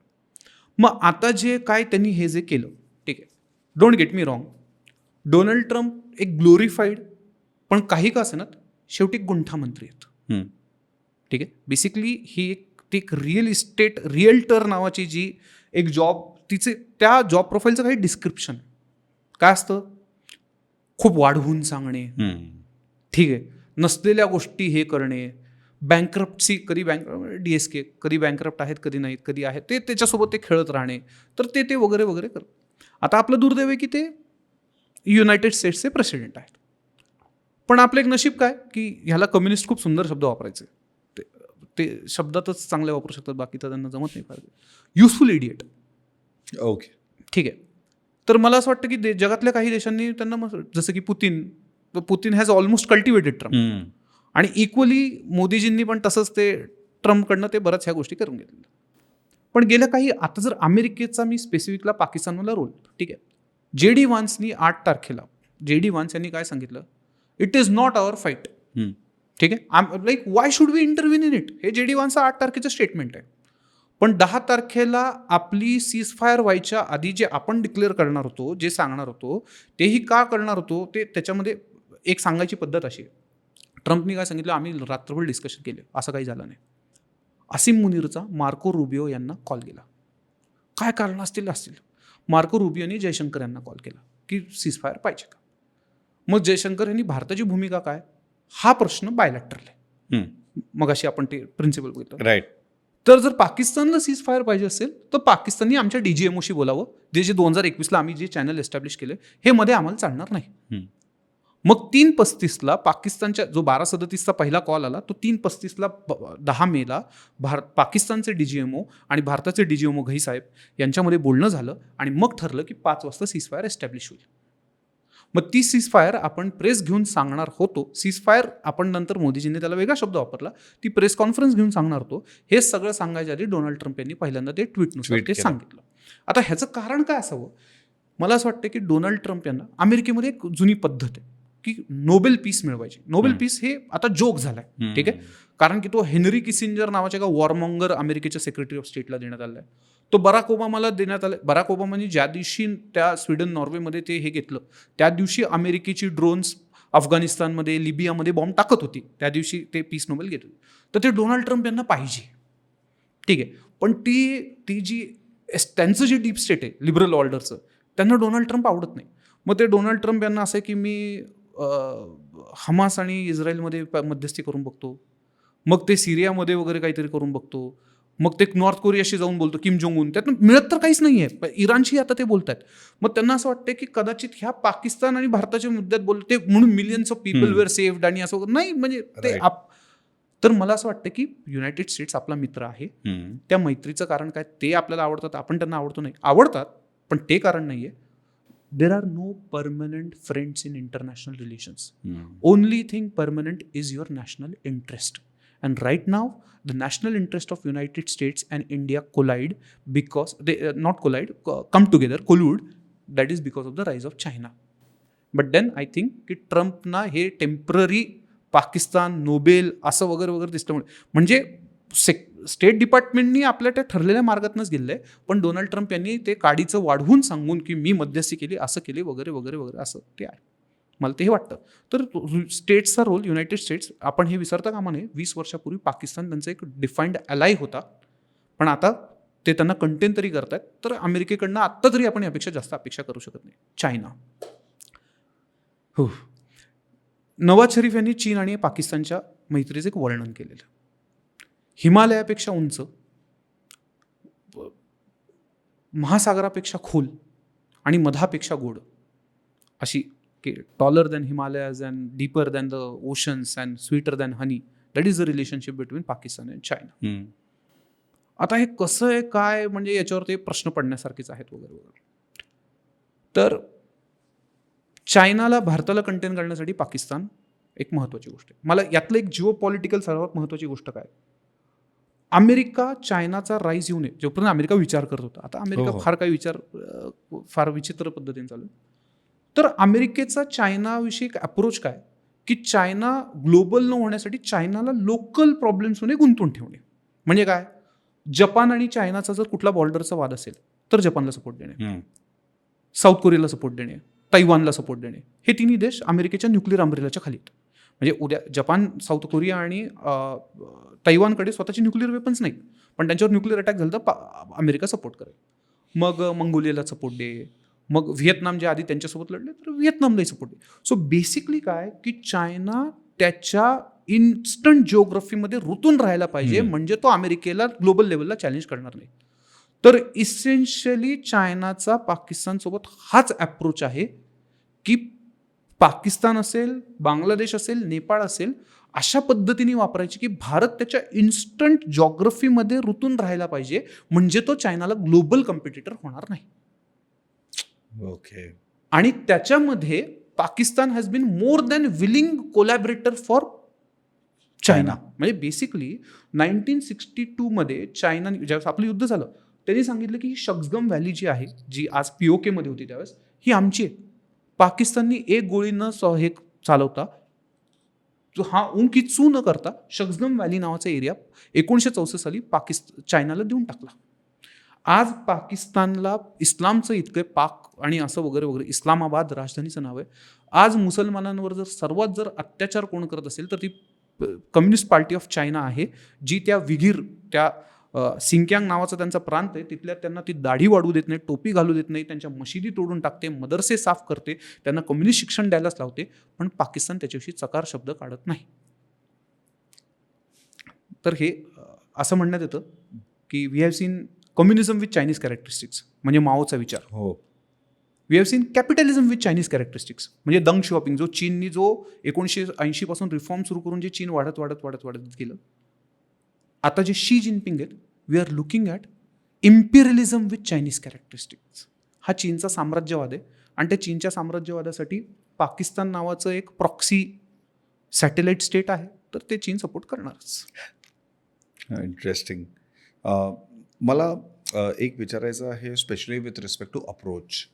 आणि while you did speak about other countries, neighbouring countries म्हणा, किंवा जे बाकीचे सुपर पॉवर्स आहे अमेरिका, चायना, त्यांच्या अप्रोचबद्दल तुम्ही बोललात.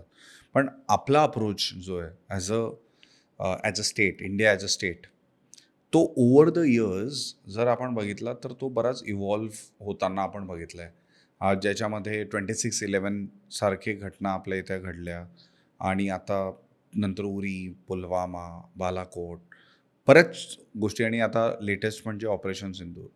जेव्हा as a analyst, as an expert, जो इतक्या वर्षांपासून या विषयांमध्ये रुजलेला आहे, वेन यू लुक बॅक, तुम्हाला तो इव्हॉल्व्ह होताना अप्रोच कुठल्या पण सरकारचा होईना, पण शेवटी होती तर ती इंडियन गव्हर्नमेंट, तो कसा इव्हॉल्व्ह होताना तुम्ही बघितला आहे? Okay, so first of all कदाचित माझे बायसेस होते, म्हणजे आहेत, म्हणजे I see Narasimharaoji and Atal Bihariji in a very legendary light, की म्हणजे कोॲलिशन गव्हर्नमेंट्स, वीक गव्हर्नमेंट्स, आर्थिक परिस्थिती तेवढी चांगली नव्हती, थ्रेट्स खूप जास्त होत्या, and still the way they steered India in those like worrisome times is just commendable. म्हणजे काही वादच नाही, म्हणजे मला खूपच कौतुक आहे त्या दोघांचे. And that too in coalition, जेव्हा की तुम्हाला हो. माहितीच नाही तुमची गव्हर्नमेंट किती वर्ष टिकेल. हो, म्हणजे काही वाद. आणि नरसिंहरावांचं कौतुक का, की काँग्रेसला आता भारताच्या आर्थिक सुधारणांचं पालकत्व नरसिंहरावांना दिलेलं आवडत नाही. म्हणजे कसं, नोटबंदी कोणी केली? मोदींनी केली. आणीबाणी कोणी लावली? इंदिरांनी लावली. पंचवार्षिक योजना कोणी आणल्या? नेहरूंनी आणल्या. पण आर्थिक सुधार मनमोहन सिंग. तिथं नरसिंहरावांचं नाव येत नाही. करेक्ट. स्ट्रॅटेजिकली काँग्रेस ते विसरायचा प्रयत्न करते, गांधी परिवाराला ते आवडत नाही म्हणून. तर ते मला आवडतात, म्हणजे यांच्या स्ट्रॅटेजीज त्या खूप प्रॅग्मॅटिक होत्या आणि असं वगैरे वगैरे आहे. त्या मानाने मोदींना खूप, म्हणजे 1989 नंतर भारतात एक हाती सरकार त्यांचं आलं, राईट, फेवरेबल होतं ते ह्याच्यामुळे. मग सुरुवातीला असा विचार करताना मोदींनी भारताच्या प्रत्येक पंतप्रधानाची, कदाचित ही आपली भारतीय संस्कृती आहे, ठीक आहे. माणूस कितीही अनुभवी असेल, माणूस कितीही कट्टर असेल, माणूस कितीही रिअलिस्ट विचार करणार असेल, तरी आपण शत्रूला पहिला चान्स देतो. मोदी गेले नवाज शरीफ यांच्याकडे. मोदींनी पहिल्या शपथविधीला सर्व सार्कचे पंतप्रधान बोलवले, पण त्यांना ते उरीला पोळलं. ते काय शरीफ यांच्यामुळे पोळलं नाही, त्या जैश मोहम्मदमुळे वगैरे वगैरे पोळलं वगैरे.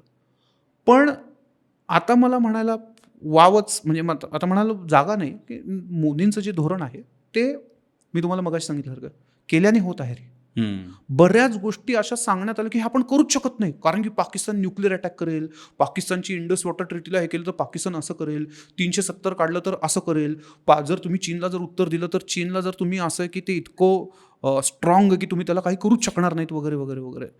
तर मोदींनी त्यांच्या गेल्या 10 वर्षाच्या राजकारणात he has called all this bluffs. त्यांनी परवाच्या भाषणात सांगितल्यानुसार की ऑपरेशन सिंदूर नंतर तर specifically we have created new Lakshman rekha, आणि ही लक्ष्मण रेखा म्हणजे we have created new line, new benchmark and new normal. तर त्या न्यू नॉर्मलचं जे आहे की म्हणजे जर कम्पेअर केलं त्यांच्या प्रीडिसेसरमध्ये, तर हे आपण केलेलं नाही. पहिले काय, any terrorist attack will be dealt as a war on India and will be dealt accordingly. We will respond in our terms, with our own time, in our own manner. ठीक आहे. ते वेळ काय आम्ही ते म्हणजे ती टांगती तलवार, ती सायऑप्स आहे, सायकोलॉजी की भारत उद्या अटॅक करेल, 15 दिवसांनी करेल, 1 महिन्यानी करेल ते. दुसरी गोष्ट की we wouldn't submit to nuclear blackmail. तर ती पाकिस्तानची जी आत्तापर्यंतची जी हवा आहे तर ती त्यांनी ती काढून घेतलेली आहे. आणि तिसरी एक अतिशय महत्त्वाची गोष्ट म्हणजे काय, ते मोदींनी त्या परवाच्या भाषणात सांगितलं आणि आता हे डॉक्ट्रिनच झालेलं आपलं, टेररिस्ट आणि टेरर स्पॉन्सर स्टेट्स यांच्यामध्ये आम्ही डिफरन्शिएट करणार नाही. ठीक आहे. तुम्ही म्हणलं आमच्या याच्यावरनं केलं आणि ते आम्ही त्याच्यात नव्हतं वगैरे. आता तो प्रश्न आता म्हणजे काय आहे बेसिकली, की जी भांडणं, जे रक्त आपल्या भूमीत सांडायचं किंवा जे प्रॉब्लेम आपल्याकडे व्हायचं ते आपण पाकिस्तानच्या घरात नेलेलं आहे. And this new normal was never here. आणि म्हणून मला असं वाटतं की जे शशी थरूर किंवा असादुद्दीन ओवेसी यांनी पण जे आत्ता ज्या पद्धतीने समर्थन दिलेलं आहे आणि खूप कौतुकास्पद आहे, म्हणजे की पार्टी एक बोलत असताना किंवा त्याचे एवढे चान्सेस असताना असादुद्दीन ओवेसी आणि शशी थरूर यांनी घेतलेला स्टॅन्स आणि हे म्हणजे एकंदरीतच त्यांनी दिलेला सपोर्ट, तर माझ्या मते की यांनाही हे जे मोदींनी जे न्यू नॉर्मल क्रिएट केलेलं आहे त्याच्यामध्ये पॉईंट दिसतोय, त्याच्यामधली स्ट्रेंथची आर्ग्युमेंट दिसते आणि hence they are supporting this kind of narrative. तर हा खूप महत्त्वाचा चेंज आपल्याला तो दिसतोय. शुअर.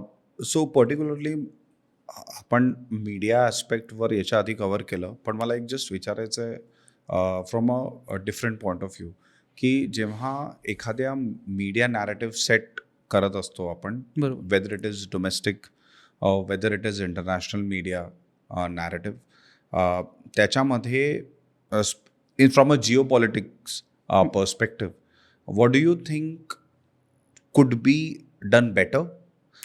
आणि त्याला म्हणजे अर्थात going by the history, going by the recent developments, not just for operation Sindoor, पण in general is there any point of view you would like to bring on ज्याच्यामध्ये you feel things can be handled, such narratives which are already so complex can be handled in the much better manner, much better fashion? Okay, so first of all, we need to understand, like, so the cosmopolitan Indians who are consuming liberal media have their own bias. Okay, आणि त्यामुळे त्यांना हा प्रश्न फार जास्त underline झाल्यासारखं वाटतं की भारत विरोधी. भारतातल्या लोकांना त्यांची न्यूज मिळते, पहिला प्रश्न हा. दुसरं, सेटिंग ग्लोबल नरेटिव्स. तर ऑब्व्हियसली वी कुड डू मच बेटर. म्हणजे की याच्यामध्ये बॉलिवूडचे लोक, आपले जे ग्लोबल सेलिब्रिटीज आहेत किंवा योग गुरु आहेत, त्याच्यामधनं की they could have done much more to amplify the India's noise, India's voice and India's grievances, बरोबर, विच दे डिडंट डू. पण ठीक आहे, म्हणजे ते करू शकले असते असं. तिसरी गोष्ट, लोक म्हणतात सत्य असत्य किंवा म्हणजे हे ग्वाही ते वगैरे वगैरे. मला वाटत नाही की युद्धाच्या कालखंडातही DGOनी ज्या पद्धतीने आपल्याला ब्रीफ्स दिले तर त्या थिक फॉग ऑफ वॉरमधनंही एवढं सत्य सांगण्यासाठी कदाचितच दुसरं कुठलं म्हणजे फक्त अमेरिका आणि युरोपातली वेस्टर्न युरोपातली देश सोडून कुठले इतर राष्ट्र एवढा प्रयत्न करत असेल तर ते कौतुकास्पद आहेत, त्यात आपण चेंज करू शकत नाही. शुअर. चौथं आपण काही म्हणजे मला एक ते याचा अभ्यास करताना एक ती जाणवलेली गोष्ट काय की आपल्याकडे के पॉप फॅन्स म्हणून असा बेस आहे आणि Indian K pop fans went out of their way to educate the other people about how Pakistan perpetrates and keeps sponsoring such kind of terrorist attacks. And that changed, that garnered lot of support in India's favor. तर हे पण अशी म्हणजे ही जी soft power आहे तर ती आपण अजून ऑगमेंट करणं, अजून हे करणं आवश्यक आहे. आणि यातलं एक सर्वात महत्त्वाची गोष्ट म्हणजे काय, भारत आत्तापर्यंत एक वीक देश, फक्त सपोर्टला अटॅक करणं म्हणजे फक्त सेल्फ डिफेन्समध्ये अटॅक करणारा देश, नेहमी फक्त अटॅक करून घेणारा देश. त्यामुळे आत्तापर्यंत आपल्याला वेस्टर्न मीडिया एक थोडं त्या पद्धतीने लिव्ही देत होती की फेवरेबल टू इंडिया.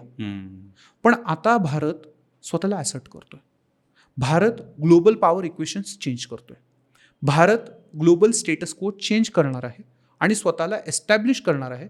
त्यामुळे उद्या वेस्टर्न मीडियाचं किंवा एस्टॅब्लिश्ड मीडियाचा भारताविषयीचा व्ह्यू पॉईंट अजून आणि अजून जास्तीत जास्त हॉस्टाईल होणार आहे. त्याला आपण करू शकत नाही काही. तर हे आपण समजून घेऊन की ह्या न्यू नॉर्मलमध्ये आपण कसे जगणार आहोत याची आपण एकंदरीत तयारी करणं आणि आत्तापासून त्याचं स्ट्रॅटेजिक प्लॅनिंग करणं आणि स्ट्रॅटेजिक कम्युनिकेशन करणं ही एक भविष्याची फार महत्त्वाची नांदी ठरेल असं वाटतं. सो आपण जस्ट शेवटाकडे वळतोय आणि मला विचारायचं आहे, it's more from a futuristic point of view. So operation Sindoor झाला आणि इनफॅक्ट ऑनगोईंग आहे आणि I know for a fact की असं तुम्हाला सांगता नाही येणार की कधीपर्यंत ते संपेल वगैरे. पण हे सगळ्या गोष्टी जरी असल्या तरी there has to be a certain kind of certain kind of a approach जो गव्हर्मेंट बघत असणार या स्टेजला की यार it has to end somewhere. पण हे सगळं करत असताना बऱ्याचशा बाकी पण डायनॅमिक्स आहेत ज्या रोज बदलत आहेत. बाकीचे देश त्यांचं स्टान्स जो आहे दोन्ही कंट्रीजला घेऊन, पॉलिसीजला घेऊन, that is also is changing. आपण आता बघतोय US जो टॅरिफ सगळ्या कंट्रीजवर इम्पोज केलेला आहे. सो खूप सारे ॲस्पेक्ट्स आहेत. तर I am just trying to understand तुमच्या पर्स्पेक्टिव्हने की how do you see all of this. जर मी नियर फ्युचरबद्दल विचार केला or for that matter long term दृष्टिकोनातनं तुम्ही बघायला गेला तर where do you see this ending? Okay, पहिला तर मला आन्सर त्याला द्यावं वाटेल की भारतातल्या इंटरनल प्रोसेसेसमध्ये. So there was this European social scientist Gunnar Myrdal who wrote a book named as Asian Drama, The Asian Dream, in which तो भारताला म्हणतो की भारत हे सॉफ्ट स्टेट आहे. सॉफ्ट स्टेट म्हणजे काय की भारत असे रिफॉर्म्स करू शकत नाही की जे भारताच्या प्रगतीसाठी आवश्यक आहेत पण ज्याचा लोकांना विरोध आहे, करप्शन हे वगैरे असं त्याचं म्हणणं आहे. तर सॉफ्ट स्टेट आहे. तर ह्या सॉफ्ट स्टेटमुळे भारत एवढी प्रगती करू शकत नाही जेवढी रशियाने केली किंवा चीन, कम्युनिस्ट टाईपचा विचार होता त्याचा. तर रशिया आणि चीननी वगैरे वगैरे असं केलं. त्याला राम मनोहर लोहियांनी त्यावेळेसचे समाजवादी पक्षाचे त्यांना एक खूप सुंदर उत्तर दिलं. त्यांचं म्हणणं की भारत सॉफ्ट स्टेट काय, कारण की भारताच्या लोकशाहीमध्ये तेवढे लोक समाविष्ट नाही आहेत. जेवढी लोकशाहीमधलं पार्टिसिपेशन वाढेल, जेवढी जास्तीत जास्त लोक भारताच्या लोकशाहीमध्ये समाविष्ट होतील तेवढं भारताच्या स्टेटची स्ट्रेंथ वाढेल आणि ते धाडसी निर्णय घेऊ शकतील. मला असं वाटतंय ऑपरेशन सिंदूरमध्ये जी आपण अभूतपूर्व एकता दाखवलेली आहे आणि एकंदरीतच आत्ताच्या म्हणजे मोदीजींच्या असेल किंवा त्या नेतृत्वाखाली आपण जे पार्टिसिपेशन आणि जे एक belonging in sense of association येत आहे, तर that very participation is making India, I wouldn't say hard state but a strong state. आणि ही strength and we are going from strength to strength. So this in a way assures me about the future. कारण की आपल्याला आता ती युनिटीची सवय लागलेली आहे. आपल्याला माहिती आहे की आपण एकत्र राहून आणि पॉलिटिकल बिहेवियरने आपण काय अचीव्ह करू शकतो. सो आय डोंट थिंक की there is no looking back from. ही एक गोष्ट आहे. दुसरी गोष्ट, साऊथ एशिया आणि हे जे सगळे आपले जे देश आहेत आणि त्या वॉर्स आणि एकंदरीतच ग्लोबल सिनारिओ वगैरे वगैरे वगैरे, सो बरेच लोक म्हणतात की आता ऑपरेशन सिंदूर किंवा वॉर कधी संपणार. Carlos von Clausewitz, the classical Prussian war theoretician, he goes on to say that war does not end. War is simply extension of policy by other means. ते चालू राहणार आहे. ठीक आहे. तर sometimes explicit, sometimes implicit. Pahalgam सारखे त्याचे symptoms तुम्हाला कधीतरी बाहेर दिसतील. ठीक आहे. But at the same time जर ते सिम्पटम दिसत नसतील तरी they are preparing, they are getting ready for the same. And so at the same time the eternal vigilance is the cost of any state craft and statehood. आणि so yes की operation Sindur in true sense of its meaning would never end because it is the vigilance, it is reflecting the vigilance and it would never end असं म्हणता येईल. Sure. Professor Kedar नायक, मला असं वाटतं we can go on and on.